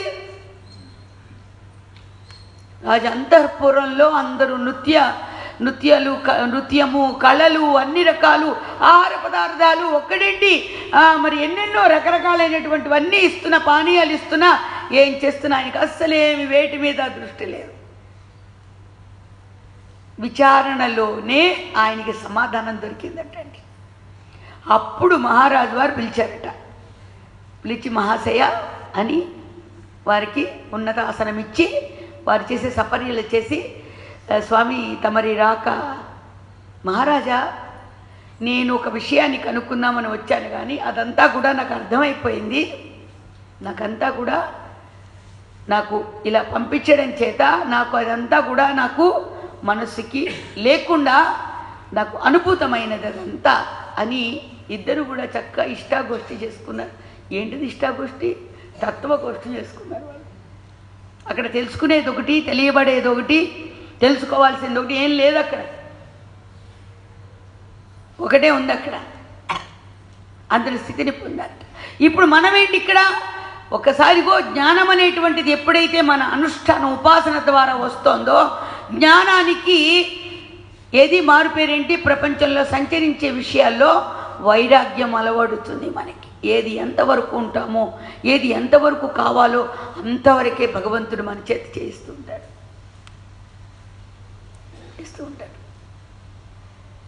మరి ఇక అక్కడ వాడికి ఇంకేం కావాలి చెప్పండి? దాన్ని ఇంకొక విధంగా మనం ఉపమానంగా చూసుకోవాలంటే, పాలు కదులుతూ ఉంటాయి, కానీ పాలకేముంది స్వభావం? పాడైపోయే స్వభావం ఉంది. పాలకి పచ్చి పాలైతే ఇంతసేపే ఉంటాయి, తీసిన తర్వాత కాచిన పాలైతే ఇన్ని గంటలే ఇంత సమయమే ఉంటుంది పాడవకుండా అని కొన్ని పాల రూపంలో ఉన్నంత వరకు. మరి ఆ పాలని ఘనీభవించాలంటే ఏం చేస్తున్నాం మనం? పాలని కాయటం అంటే ఏంటి? అది ఐస్ పాలల్లో నువ్వు తోడు వేస్తే తోడుకుంటున్నా, ఐస్ పాలల్లో తోడుకో. మరి దాన్ని పాలు ఎందుకు వేడి పెడుతున్నా?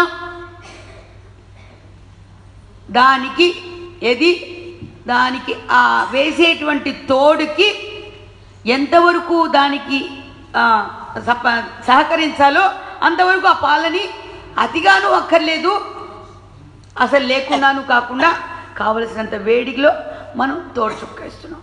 ఎంత వేస్తున్నాం తోడు చుక్క? చాలా సూక్ష్మంగా. చీపురు పుల్ల ఇందులో పెట్టిన వాళ్ళు ఉన్నారు. తోడుకుంటుంది. ఎంత కావాలి? చాలా సూక్ష్మం కావాలి. అంటే ఇంత మన జీవితానికి, ఇంత ప్రకృతిలో ఉన్నటువంటి జీవుడికి తరించడానికి ఎంత కావాలి? మంత్రం అనేటువంటిది చాలా సూక్ష్మంగా ఉంటుంది. దాని లక్ష్యం చాలా సూక్ష్మంగా ఉంటుంది. లక్ష్యం సూక్ష్మంగానే ఉంటుంది. దాని అనుష్ఠానం చేస్తూ ఉంటే ఏమవుతుంది? ఆక్రమిస్తుంది అంతే. ఏది లక్ష్యము?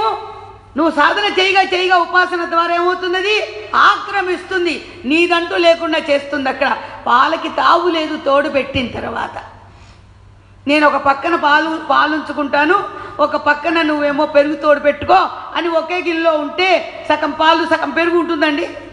ఉండదు, ఉండడానికి వీలు లేదు. మరి దానికే అలా అయినప్పుడు ఏది మహాత్ములు వారి ముఖస్థగా ప్రవహించినటువంటి అంత ఏది మంత్రానుష్ఠానం అనేటువంటి మహామంత్ర రాజ్యాన్ని సూక్ష్మంగా నీకు ఉపదేశం చేసినప్పుడు ఏమవుతుంది? నా అనుష్ఠానంలో స్వామి చెప్పారు, ఓంకారం దగ్గర ఉండిపోతుంది, మంత్రానికి వెళ్ళటం లేదు. కొంత లెక్క వెళ్ళిన తర్వాత ఏం చేయాలని నీకు ఇంకా ఇంతకన్నా ఏం కావాలి అన్నారు స్వామి. నిన్ను మర్చిపోవడమే కావాలి. తర్వాత కదా నేను ఇంతవరకు నమశివాయ అంటలేదు అనుకుంటున్నావు. నువ్వు ఓంకారంలో నిలబడిపోయినప్పుడు నువ్వు నమశివాయ అన్నావో లేదో తెలీదు. అసలు నమశివాయ ఎక్కడ పుట్టిందో ఒకసారి గమనించు అన్నారు. నమశివాయ ఎక్కడ పుడుతుంది? ఓంకారం నుంచే వస్తుంది. చాలా షార్ట్ అండ్ స్వీట్. మనకు ఒక ఉపనిషత్తు ఉంది, శివపంచాక్షరి. అకార ఉకార మకార బిందునాదాత్మక ఓం ప్రణవ తస్మాన్ నకార మకార శికార వకార యకార రూప పంచాక్షర ఆజాయంతే. ఎక్కడి నుంచి పుట్టింది? ఓంకారం నుంచే పుట్టింది. అది ఎంత సూక్ష్మమో మనం అనుష్ఠానం చేస్తే అది. దీన్ని ఇలా అట్టే పెట్టండి. నీకు చూడడం ద్వారానో వినడం ద్వారానో కాని విషయం ఒకటి నీ చెవిన పడింది, నీ కంటిన పడింది, లేదా నీ చెవిన పడింది. కాని విషయం ఏదో ఒక చిన్నది. ఎంత సూక్ష్మమో! వడ్ల గింజలో బియ్యపు గింజ చూడండి, ఆలోచించండి. 120 కేజీలు ఉన్న మనిషిని కూర్చొని, నేను గొప్ప బలవంతుణ్ణి అనుకొని బాగా కండలు తేలినటువంటి వ్యక్తి అయినా కూడా కూర్చోనివ్వదు. ఇక్కడ ఆలోచించండి. మనకి కలిగేటువంటి వచ్చేటువంటి సంకల్పాల్లో దృష్టి మాత్రం చేతనో వినికిడి మాత్రం చేతనో ఏదో కాని విషయం చెవిన పడింది. అది కూడా ఎవరో మధ్య వాళ్ళు చెప్పారు. అది కూడా అసలుది డైరెక్ట్ వెళ్ళా. బాబుజీ మహారాజ్ అది కూడా అంటుండేవారు. ఏదైనా గబుక్కున అసలు మామూలుగా అంత చనువు ఉండేది కాదు. ఎప్పుడన్నా ఎవరైనా మొన్న ఏదో నేను అక్కడ అనుకుంటుంటే విన్నాను. ఏంటి అంటే విషయం చెప్పామనుకోండి, చెబితే మధ్య వాళ్ళు చెబితే నువ్వు వినొచ్చి చెప్తున్నావు. ఇక్కడ ఎవరో విషయాన్ని ఎవరో మాట్లాడుకుంటే నువ్వు ఇక్కడ ఆ విషయాన్ని మళ్ళీ తీసుకొచ్చి చెప్తున్నావా? ఇలాంటివి మాత్రం మళ్ళా నేను వినకూడదు. ఒకవేళ అటువంటి దోషపూరితమైనటువంటిది డైరెక్ట్ నువ్వు వింటే ఆ వ్యక్తి నుంచి నువ్వు వచ్చి చెప్పు. అంతేగాని ఈ మధ్యలో జారేసేటువంటి ఏది మంతనాలు మాత్రం చేయకు, పాడైపోతావు. సూక్ష్మం అండి, ఎంత ధర్మ సూక్ష్మము. ఎందుకంటే మధ్యలో చేసేటువంటి మంతనాలు ఉంటాయి చూసారు, అది మన జీవితాన్ని పతనం చేసేస్తుంది. అది నీ వర్క, నువ్వు తీసుకున్న నీ జీవితంలో తీసుకున్న డిసిషన్. అది మన జీవితానికి అది కావాలా? అందరి విషయాల్లో మనకెందుకు? మనకు కావలసిందేంటి? వస్తున్నారా? ప్రభువుని సేవించుకుంటున్నారా? గురుతత్వాన్ని గుర్తిస్తున్నారా? అందులో ఆ తత్వాన్ని చక్కగా ఆదమరిచి అందులో ఆనందాన్ని పొందుతున్నారా? ఎంత మానుభావుడవయ్యా నువ్వు, కాబట్టి సమర్థుడవయ్యా, చేయించుకుంటున్నావు అందరి చేత. ఇంతకన్నా మన పండడానికి ఇంతకన్నా ఏం కావాలండి? మన పంట దానికి పండాలి. అంతేకాని ₹1,00,000 వస్తాయో, ₹1,00,000 వస్తాయో, లేకపోతే ప్రసాదాలు చేయించేస్తారో, పూజలు చేయించేస్తారో అంటే దానికి మాత్రమే అది ఉత్తినే ఏదో పక్క నుంచి కొంత సంతోషమే తప్ప పూర్తి సంతోషం కాదు, పూర్ణానందం కాదు కదా. నువ్వు పులిహార తింటే పూర్ణానందాన్ని పొందట్లేదు. ఒక దండ బజార్ నుంచి తీసుకొచ్చి వేస్తే నువ్వు పూర్ణానందం కలగట్లా నీకు. మళ్ళా మాట్లాడితే ఆ దండ నువ్వు గుచ్చుకుని వేస్తే పూర్ణానందం ఉందంటాను. ఎందుకంటే నేను అనుభవించాను కాబట్టి చెప్తాను. దండ మనం గుచ్చుకున్నంతసేపు బాబు బాబు బాబు బాబు అని గుచ్చుకుంటాం. గుచ్చుకున్న తర్వాత స్వామివారు మరి కంఠస్థలాన్ని అలంకరించింది అంటే స్వామివారు ఆఖరి వరకు ఆ దండం తీసేవారు కాదు, గుచ్చేవాళ్ళు కూడా చూసుకుంటూ ఉండేవారు. ఒకవేళ పక్కన ఉన్నటువంటి మా గురు సోదరులు గబుక్కున దండ తీయాలన్నా ఆ దండను మాత్రం ఇలా పట్టుకునేవారు. ఆ పై దండలు తీయాల్సిందే కానీ ఈ భక్తితో గుచ్చుకున్న దండ మాత్రం తీయడానికి వీల్లేదు. ఇంకా అంతకన్నా ఏం కావాలి? అది గుచ్చుకున్నాము, వారి కంఠాన్ని అలంకరించింది, స్వామివారి ప్రేమను పొందింది. తర్వాత ఇంకా అంతకన్నా ఏం కావాలండి? అది ఒక పారిజాత దండ అవ్వచ్చు, ఒక గులాబీ దండ అవ్వచ్చు, ఒక విరజాజుల దండ అవ్వచ్చు. ఎందుకంటే మనకి ఎంత సాధన అవుతోంది మనం చేసేదానితో. ఇవి కూడా అంతే. కొని తెచ్చే ప్రసాదాలన్నీ చాలా చాలా కొని తీసుకొస్తుంటారు. కొత్త చెత్త వెళ్ళకూడదు కదండి, అందుకని కొనుక్కొచ్చానండి. కొనుక్కొచ్చావా, సరే ప్రసాదం, అలాగే తప్పకుండా. ఎవరైనా కొద్దిగా చేసుకొచ్చారనుకోండి, వారు భక్తితో వారు వండుకుని తీసుకొచ్చారనుకోండి, ఆ ప్రసాదాన్ని ఇంకా నిలబడతావండి, తీసురా ఎందుకలా మొహమాట పడతావు, తీసురా. ఇంతమంది జనం ఉన్నారని అని చుట్టూ చూసేవాళ్ళు వాళ్ళు. పాపం చారుమతమ్మ గారని ఈ రాఘవరాజు గారును చిన్నగారికి తల్లి ఆవిడ. ఆ అమ్మ అదృష్టమే వారికి ఇంకా ఇంతవరకు. ఆ అమ్మ మంచి భక్తురాలు.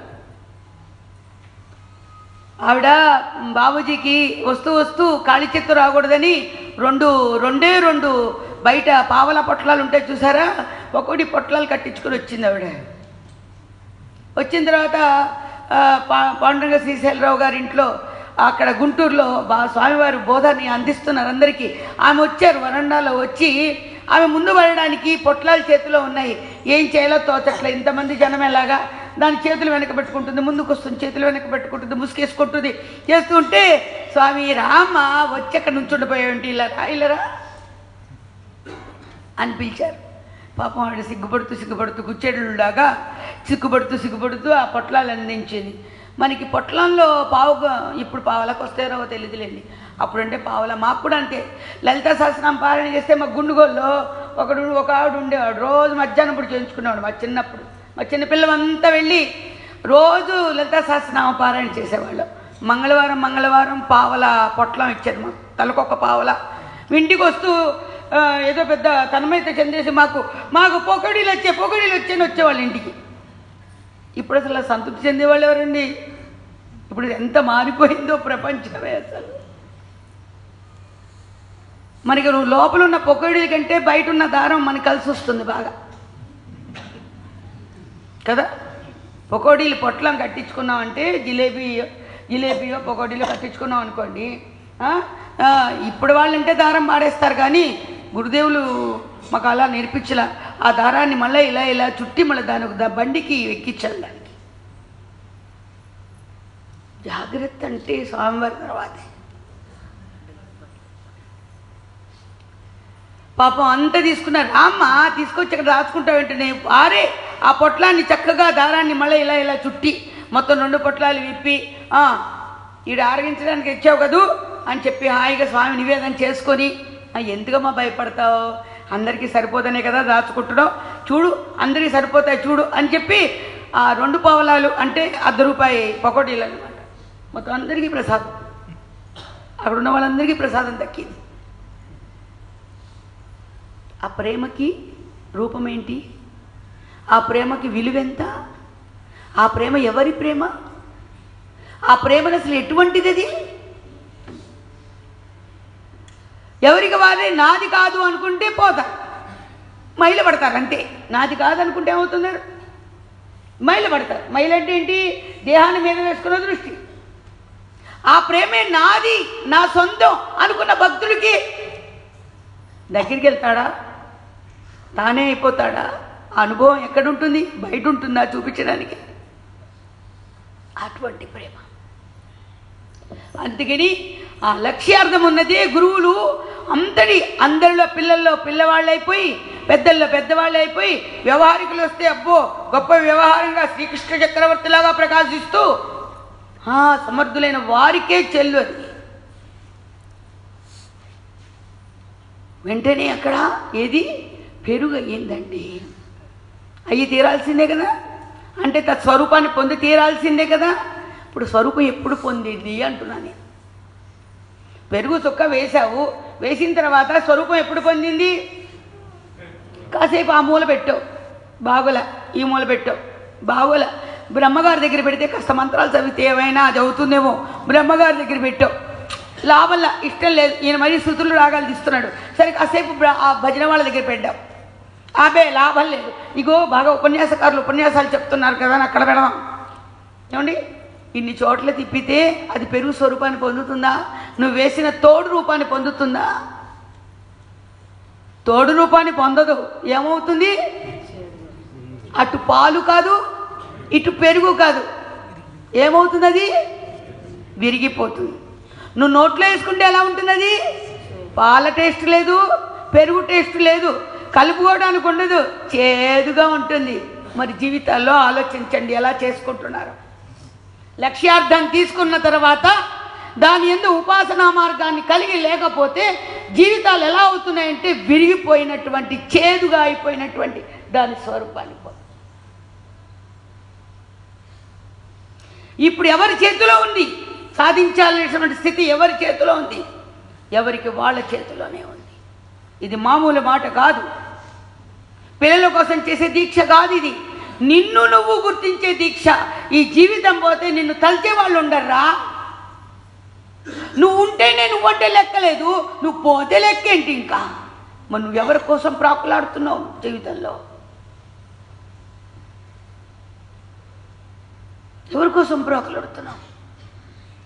మహాభక్తులందరూ కూడా ఎంతమంది వారి జీవితాల్లో పూర్ణ స్వరూపాన్ని పొంది జీవితాలు రాలిపోలా ఆయన సువర్ణాక్షరాల్లో ఏ మహానుభావుని తలుచుకున్నా ఎంత ఆనందపడిపోతున్నామండి.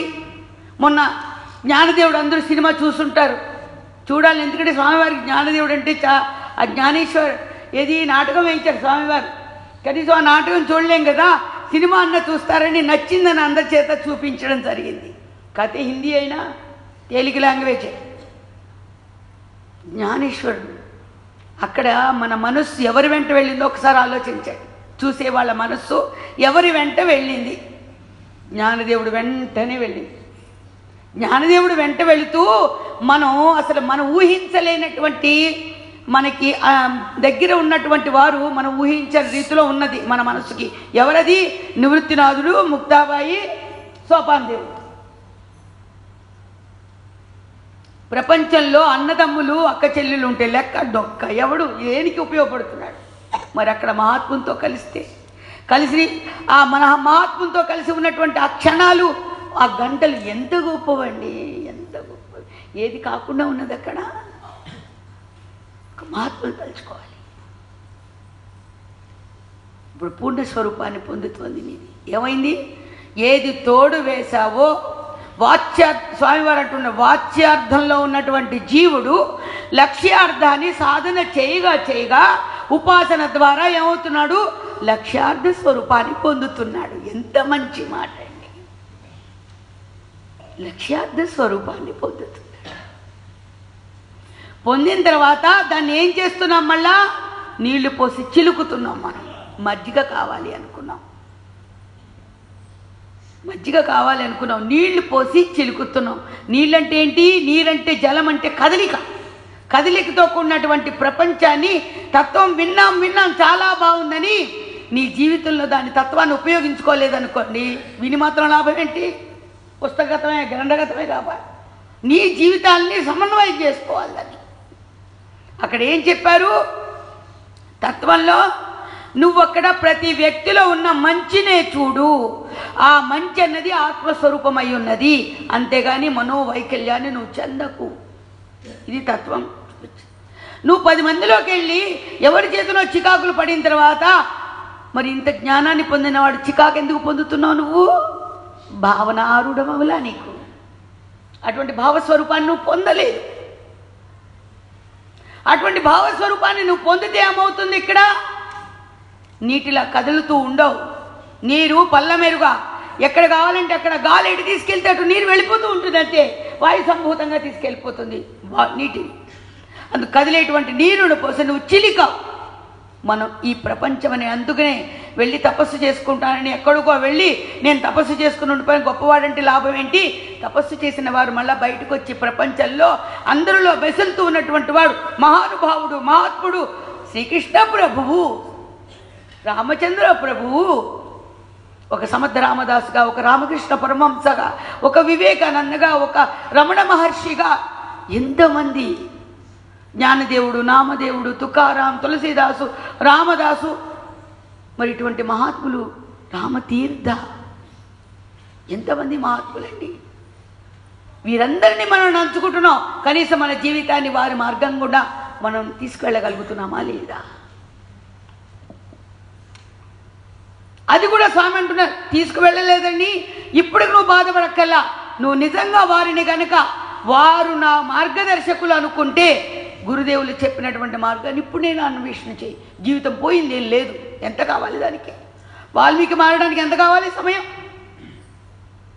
వాల్మీకిలో మార్పు, వాల్మీకి పూర రత్నాకరుడు అలా వాల్మీకి అవ్వడానికి ఎంత సమయం పట్టిందండి? అక్కడ ఉద్ధరించే గురుదేవుని ఆశ్రయించాడు, నారద మహాముని వల్ల మార్పు వచ్చింది. వెంటనే వాల్మీకి అయిపోయాడు, రామాయణ సూత్రధారి కర్త అయిపోయాడు రాయడానికి.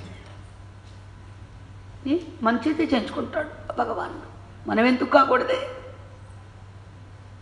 నీరు వేసి చిలికం అంటే ఏంటి? విచారణ. చిలకడం అంటే ఏంటి? విచారణ. విచారణ ఎలా వస్తుంది? శుద్ధ మనసు, అశుద్ధ మనసు రెండిటి కలయికతో మనం విచారణ చేస్తూ ఉంటాం. ఇటుపక్క విన్న విషయము, ఇటుపక్క విచారణ విషయం. విన్న విషయము, కన్న విషయము, ఈ ప్రపంచంలో కదలికలు మన మీద పడుతూ ఉంటే ఇదంతా కూడా ఏం లేదు, ఇదంతా కానిది అనేటువంటిది తాత్కాలికంగా క్షణికావేశంగా కాకుండా మీరు తత్వదృష్టితో దాన్ని విచారణ చేసినట్లయితే అక్కడ ఏమవుతుంది? ప్రపంచం యందు విరాగం కలుగుతుంది.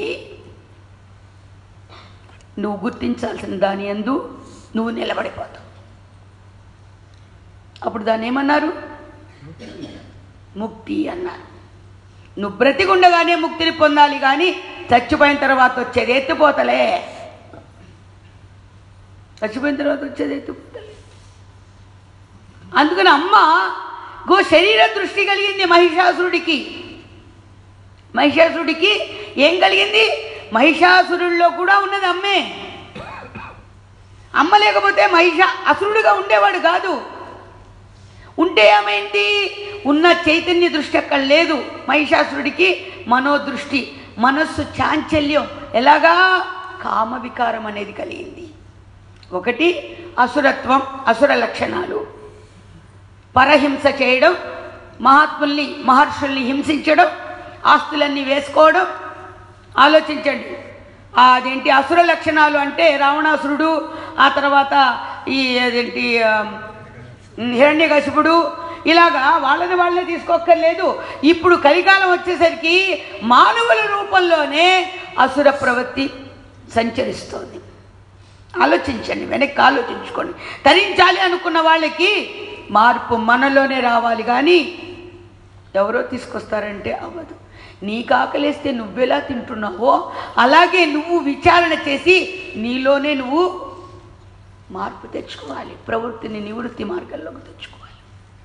మహిషాసురుడు అమ్మే సృష్టించింది, అమ్మ ద్వారానే అమ్మే సృష్టించింది. కానీ ఏమైనది? మనోవైకల్యానికి లోబడిపోయాడు. లోబడిపోయి చాలా హింసలు చేసేస్తున్నాడు. జగత్తు తట్టుకోలేకపోతోంది. తట్టుకోలేక ఏది బ్రహ్మ విష్ణు మహేశ్వరులను ఆశ్రయించారు. ఆశ్రయిస్తే వారు అన్నారు, మా వల్ల కాదయ్యా, ఆయన వరాల్ని పొందాడు, ఆయన తపస్సు చేసి, అందుకని ఆ వరాల్ని మేము చేయలేము. అప్పుడు ఆ రాక్షసు సంహరింపబడాలి అంటే ఇదిగో ఆదిశక్తి పరాశక్తినే ఆశ్రయించాలి. అంటే వారికి పైన ఉన్న ఆదిశక్తి పరాశక్తి అంటే మహాప్రభో పదండి అందరం కలిసి వెళ్దాం అని భూదేవి దేవతలు ఇక్కడ మానవులు ఆక్రోశిస్తూ ఉంటే మహాత్ములు మహర్షులు మునిసత్తములు అందరూ దేవతల్ని వేడుకుంటే దేవతలు మహర్షులు మళ్ళీ త్రిమూర్తులు భూదేవి ముఖ్యంగా మొయ్యలేక భూదేవి అందరూ కలిసి ఎవరి ఆదిపరాశక్తిని ప్రార్థించారు అని ఆలోచించి ఎక్కడ ఖాళీ ఉంది దూరడానికి, ఎక్కడ ఖాళీ ఉన్నది? కామం. కామనీ కాంచనాలు రెండే మానవుణ్ణి బంధించేది. మనకి ఈ చెప్పేటువంటి మనకి ఈ కథలో కూడా దేవి భాగవత కథలో కూడా వచ్చింది. ఎవరికి? ఆయన పరీక్ష నరేంద్రుడు వాళ్ళ తాతగారు ఆయన జరాసంధుడు కాదు వారి తాతగారు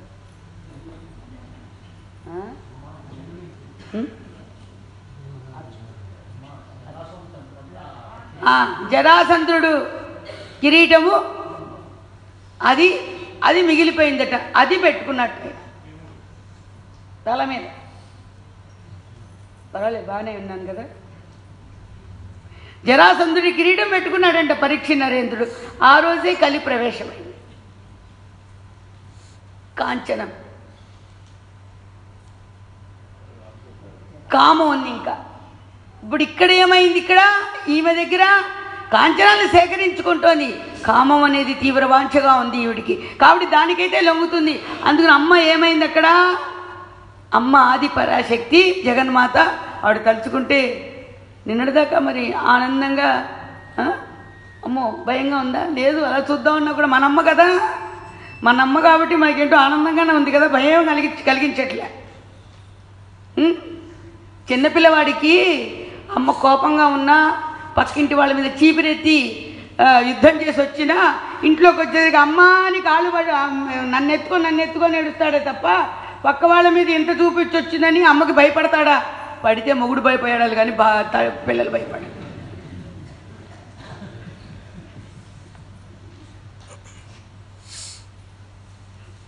పిల్లలు భయపడరు, మనసు లేదు అక్కడ. అలాగే మనకి భయం లేదు, మనం పిల్లలేం కదా. ఆ మహిషాసుడట, వాడివి రవిగాడట, ఆ రాక్షసులు దాని సైనికులు దాని అనుయాయులు వాళ్ళందరి మీదుగా అమ్మ వెళ్తోంది. అమ్మ మనకు అమ్మే కదా. అమ్మ జ్ఞానక్షీరాలను ఇవ్వడానికి ఎప్పుడూ రెడీగానే ఉంది. కానీ ఇంద్రియాతీతమైనటువంటి జ్ఞానాన్ని ప్రసాదిస్తుంది అమ్మ ఎప్పుడు. జ్ఞానక్షీరాలు అనేటువంటివి కేవలం ఆపుటిగా మాత్రమే కడుపు నిండేవి కాదు. జ్ఞానక్షీరాలు అనేటువంటి మనకి జీవితాన్ని ధరింపచేసేవి. అటువంటి జ్ఞానక్షీరాలు ఎక్కడ దొరుకుతున్నాయి? మనకి నిస్సాధనలో దొరుకుతున్నాయి. పటిష్టంగా గురుదేవులు చెప్పినట్టుగా మనం చేసుకుంటున్నాం అనుకోండి, ఎవరిదే గమ్యస్థానం? మనదే, నీదైన స్థానం అది, నీ స్వస్థానం అది. అందుకని అమ్మ వచ్చింది, అమ్మ బయలుదేరింది రాక్షసుడికి. మరి మధ్య మధ్యలో తపస్సు చేస్తూనే ఉంటాడు, ఎందుకంటే ఇంకెక్కడన్నా ఎవరైనా విరోధులు వస్తుంటారేమో. ఆయన దగ్గరికి వెళ్ళి ఒక్కసారిగా లీల ఏది మళ్ళీ సృష్టించుకుంటుంది అంతా. చక్క తణికిసలాడుతోంది. ఎక్కడలేని కామము బయటకు వచ్చింది ఆ రాక్షసుడికి. వచ్చి నేను వరిస్తే నేనే వరించాలి, ఎవరికి కాకూడదు. ఏది ఇప్పుడు ఈ దేవి వరిస్తే నేనే వరించాలి, కానీ అది కూడా ఉంటుంది అక్కడికి వచ్చిన తర్వాత. నాకే కావాలి అది అని వెంటబడ్డాడు.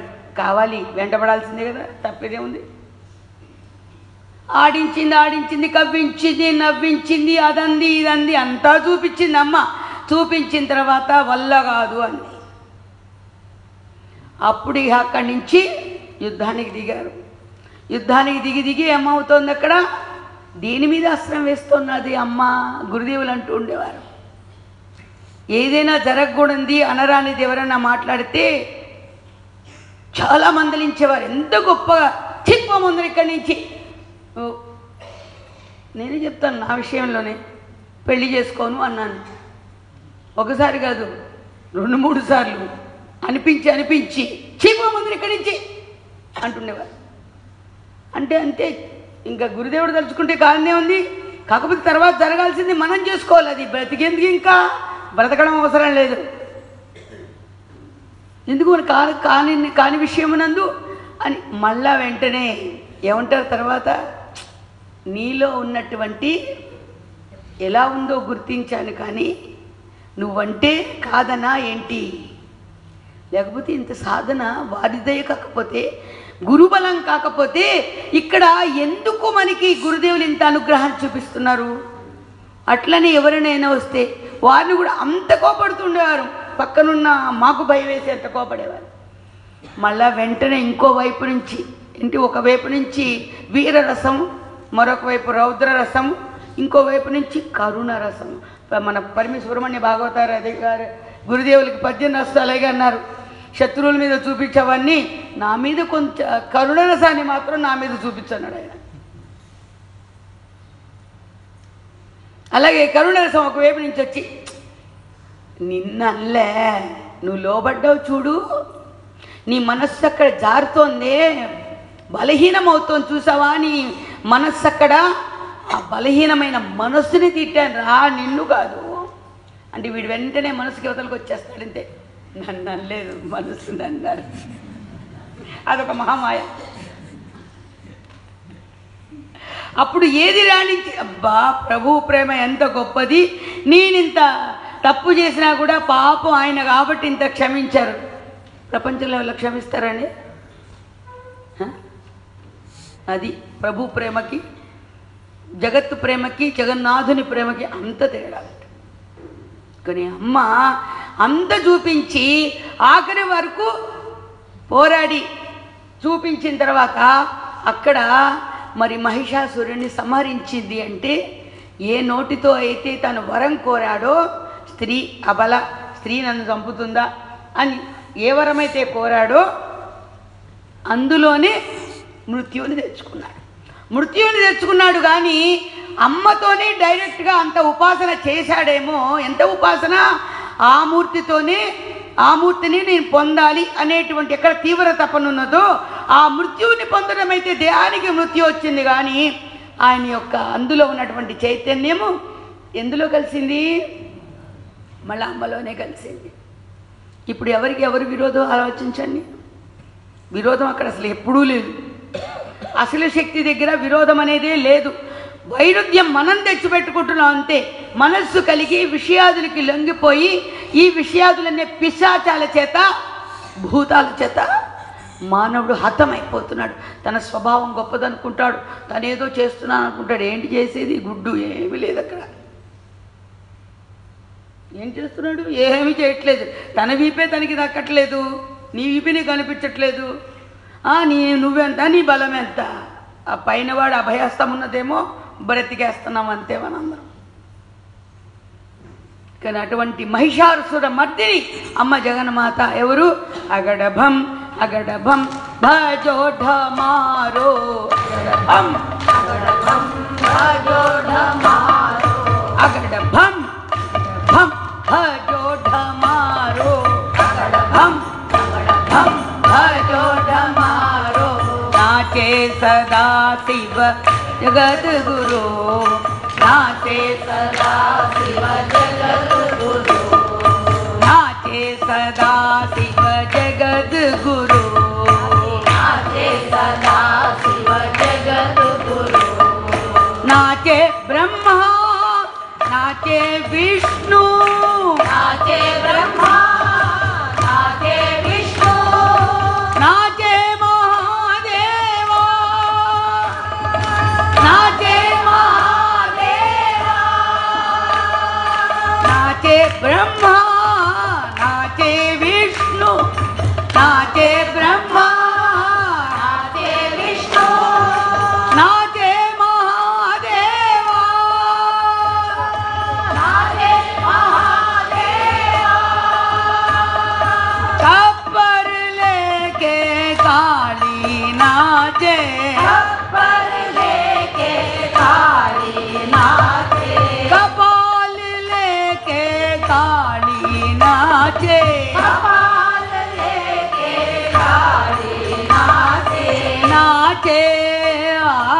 नाचे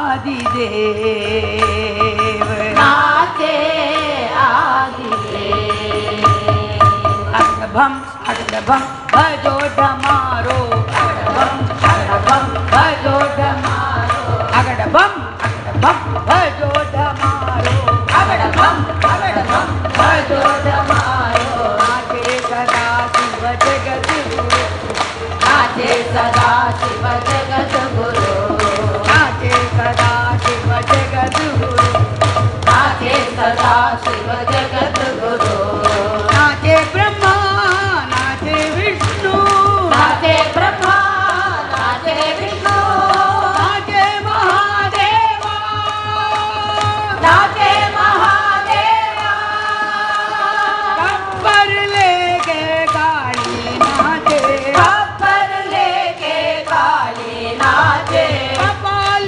लेके काली नाचे कपाल लेके काली नाचे नाचे आदिदेव नाचे नाचे आदिदेव नाचे नाचे आदिदेव नाचे नाचे नाचे आदिदेव जय जय काली मात की సద్గురు మహారాజుకి అక్కడ అవతారం ఏంటండి అమ్మలా నాట్యం ఆడుతుంది మనం శరీరం దాచుకున్నాం అనుకోండి దాచుకో ఆవకాయ పెట్టుకో తర్వాత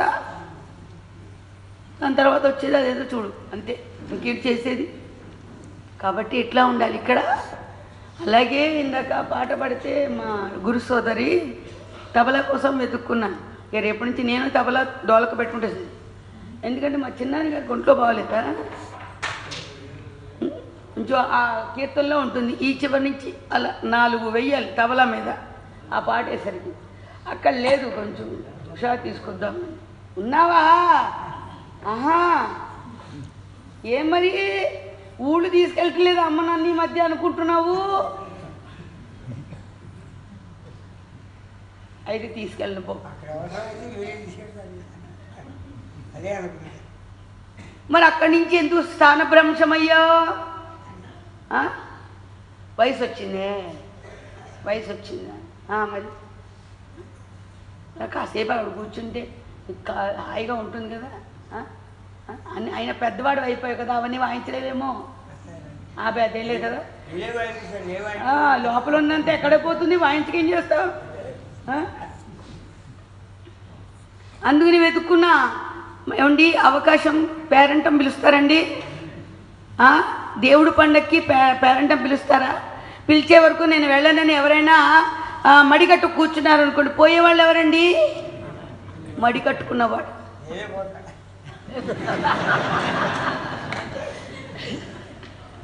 పోయేదేదో అక్కడికి వెళ్ళి బాబు పోతానని అక్కడ నుంచి భయంగా ఉంది నాకు ఎన్నిసార్లు పోతానని కాలికి పుళ్ళు షుగర్లు పుల్లులు అన్నీ తెచ్చుకొని మళ్ళా బాబుజీ మళ్ళీ వెనక్కి రప్పించుకుంటారు మీరే రప్పించారు అంటుంటాడు మళ్ళా అందుకని అవకాశాన్ని పోగొట్టుకోకూడదు ఇది సదవకాశం ఎవరు బొట్టు పెట్టి పిలవరు బొట్టు పెట్టి పిలిచే పేరెంటాలు వేరు ఇది మనది మన సంస్థానం ఇది గురుదేవుల మహాసంస్థానాన్ని ప్రసాదించారు మనకి మనందరం కలిసిమెలిసి చేసుకుందాం చక్కగా మనందరం కలిసిమెలిసి చేసుకోకపోతే స్వామికి ఎలా ఆనందంగా ఉంటుంది చెప్పండి మనలో అన్నమాట కూర్చోలే మళ్ళీ కాళ్ళు నొప్పులు అంటూ కూర్చో మా చిన్నప్పటి నుంచి అంతే మేమంతా కలిసి బాగా పాడుకుంటూ వాయించుకుంటూ ఉండేవాళ్ళం ఒకప్పుడు ఇప్పుడు అంతేలేండి పాపం ఒకప్పుడు అనుకోవడం ఎందుకు నేనే పాడటలేదు కానీ పాపం వాళ్ళు వాయించడానికి రెడీగా ఉన్నారు కాకపోతే ఈ వాయిద్యాల కంటే వేరే వాయిద్యాలు ఎక్కువైపోయినాయి మరి ఈ మధ్య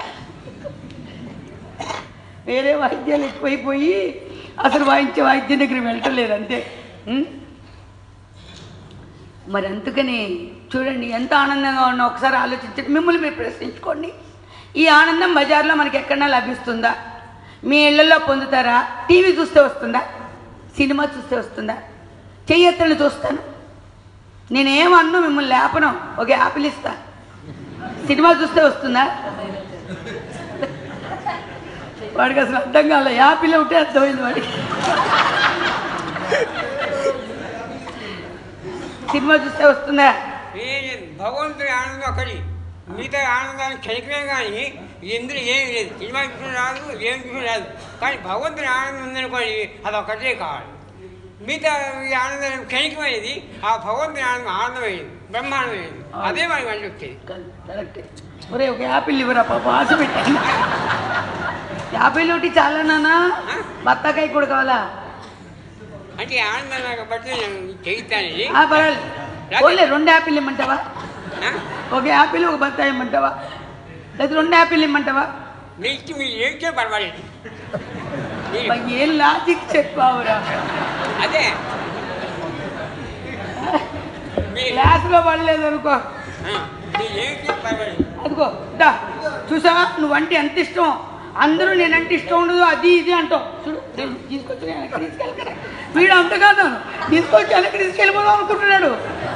ముందుకు రావడే కానీ వెనక్కి వెళ్ళవు ఇవి.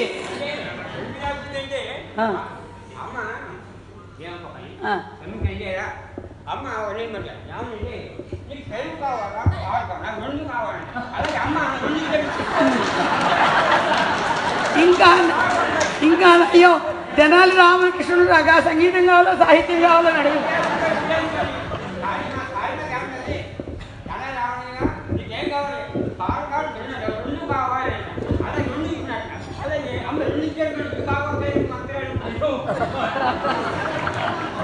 లేదు మంచివాడివిరా, చొక్క నుంచి చెప్పిన మాట ఏంటో నాన్న.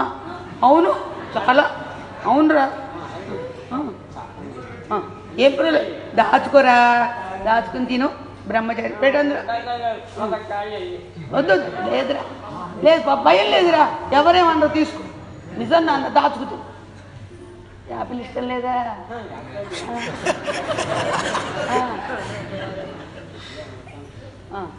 తెలుసులే వెళ్ళు, ఇప్పుడు వద్దులే కష్టం అది. అదే దాచుకో దాచుకో, అలాగే దాద్దాం తప్పకుండా. అర్థమైపోయిందిగా. అయ్యో వెళ్ళండి.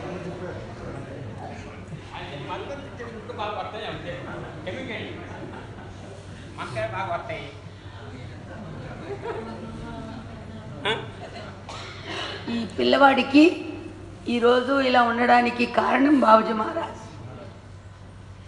ఎందుకంటే సభలోనే చెప్పినటువంటి విషయం ఉన్నది, వీడికి అసలు ఏమీ పుట్టిన తర్వాత చచ్చుబడిపోయినాయి అంట. చచ్చుబడిపోతే వాళ్ళ అమ్మగారు అంత నమ్మలే బాబుజీని ఫస్ట్. పాపం వాళ్ళ నాన్నగారు మహాభక్తుడు ఆదినారాయణ శాస్త్రి గారు. నేను అప్పుడు అనుకుంటూ ఉండేదాన్ని, శాస్త్రి అన్నయ్య అందరం బాగుంటాం, అసలు మాకు అసలు చాలా స్వతంత్రంగా ఉంటూ ఉండేవాళ్ళం. శాస్త్రి అన్నయ్య మన ఇంటికి కూడా అంటే ఆశ్రమం పెట్టక ముందు నుంచి ఇంటికి వచ్చేటువంటి అలవాటు అంతా ఉంది బాగా. శాస్త్రి అన్నయ్య మహాభక్తుడు, ఆయనకి శుద్ధం అశుద్ధం అని ప్రపంచంలో చూడడానికి కూడా భగవంతుడి మీద మనసు ఉంటే తెలిసేది కాదు, అట్లాగా ఉంటూ ఉండేవాడు. అది చూసి పాపం ఇంట్లో భార్య అర్థం చేసుకోవడం కష్టం కదా. బాబుజీ మహారాజ్ దేవుడా, ఆయన దేవుడు ఎక్కడ, అలా ఇలా అని కొంచెం పాపం ఆవిడ అపార్థం చేసుకున్నారు. ఆ తర్వాత పిల్లాడు చూస్తే ఇలాగా ఈ ఆఖరి సంతానం, ఇది 3 కూతుళ్ళు 2 కొడుకులు, ఇది ఆఖరి సంతానం. చచ్చుబడిపోయి ఉన్నాడు వీడు. బాబుజీ మళ్ళా అవునరా మీకు శుభతే ప్రాప్తిస్తున్నారు అంటే బాబు ఒక చాలని 2 పుస్తకాలు ఆయన ప్రసాదం వల్ల అంతే. అలాగే అదే చెప్తుంది. అవును,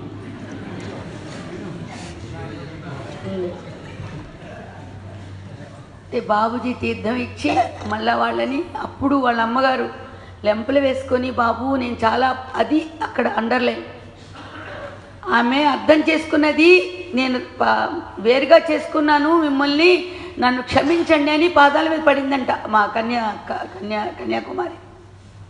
చూడు వీడు వాళ్ళు లేవబట్టి వాళ్ళ తల్లిదండ్రులను తలుచుకునే భాగ్యం కలిగిందా. అలాగా ఒక్కొక్కళ్ళు మనని కన్నందుకు మన తల్లిదండ్రులకు గుర్తు తీసుకొచ్చేట్టుగా ఉండాలి మనం, అంతేగాని ఎందుకు ఈ పాపపు ఈ బ్రతుకులు అనేటువంటి స్థితికి మనం రాకూడదు. కానీ మనం సలక్షణంగా నడుచుకోగలిగితే, మనం మంచి అడుగులు వేస్తే, మంచి మంచిలో మనం జీవించగలిగితే మనకి జన్మనిచ్చిన తల్లిదండ్రులు ఆనందిస్తారు. అలాగే మనకి ఆశ్రయం ఇచ్చిన గురుదేవుల ఆనందం మహదానందం అని ఇంకంతకన్నా ఏం కావాలి. కాబట్టి అసుర లక్షణాల్ని ఎక్కడికక్కడ తుంచివేస్తూ కలుపు మొక్కల్ని తుంచివేస్తే అసలు మొక్కకి ఎలాగైతే బలం వస్తుందో గురుదేవులు అడుగడుగునా కూడా గురువులు అనేటువంటి వారు ఒక రూపధారణ కల్పించుకుని మన కోసం అవతరించారు అంటే ఎక్కడికక్కడ ఏది మనలో ఉన్నటువంటి దాన్ని ఈ కలుపు మొక్కల్ని పెరికేసేయాలి. పెద్దదయ్యేంత వరకు కలుపు మొక్కల్ని పర్వాలేదులే అని చూస్తే అది తిరిగి మళ్ళా మంచి మొక్కని బ్రతకనివ్వదు సరికదా, భూమిని కూడా పాడు చేస్తుంది అని చెప్తుండేవారు స్వామి. అలాగే మనం చూస్తున్నాం ప్రకృతిలో కూడా.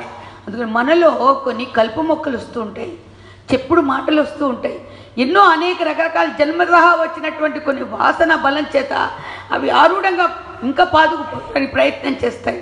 కానీ వాటి నుంచి మనం బయటకు వచ్చే ప్రయత్నం చేద్దాం. వాటిని దివ్య చరణారవిందముల యందు ఇది హతం చేసేద్దాం అంతే. ఆ హోమాగ్నిలో వాటన్నిటిని కూడా బ్రేల్ చేసుకుందాం. మనం అందరం కూడా గురుదేవుల దివ్య చరణారవిందముల యొక్క ఆ స్మరణ, అటువంటి తత్వగోష్ఠి, తత్వనిష్ట, మనకి అటువంటి ఆయురారోగ్యైశ్వర్యాల్ని, అటువంటి శక్తి సామర్థ్యాల్ని, అటువంటి అఖండ భక్తి జ్ఞాన వైరాగ్యాల్ని గురుదేవులు మనందరికీ ప్రసాదించుగాక. సుఖీ భవ సుఖీ భవ. అఖండ భక్తి జ్ఞాన వైరాగ్యమును, ఆయురారోగ్యైశ్వర్యములను, పుత్ర పౌత్ర ధనధాన్యములను, నిరంతర భగవన్నామామృత రసాస్వాదనని ప్రసాదించి సర్వదా జగన్మాత జగన్నాథుడు గురునాథులు మనని అనుగ్రహించుగాక. సుఖీ భవ సుఖీ భవ. హరి ఓ.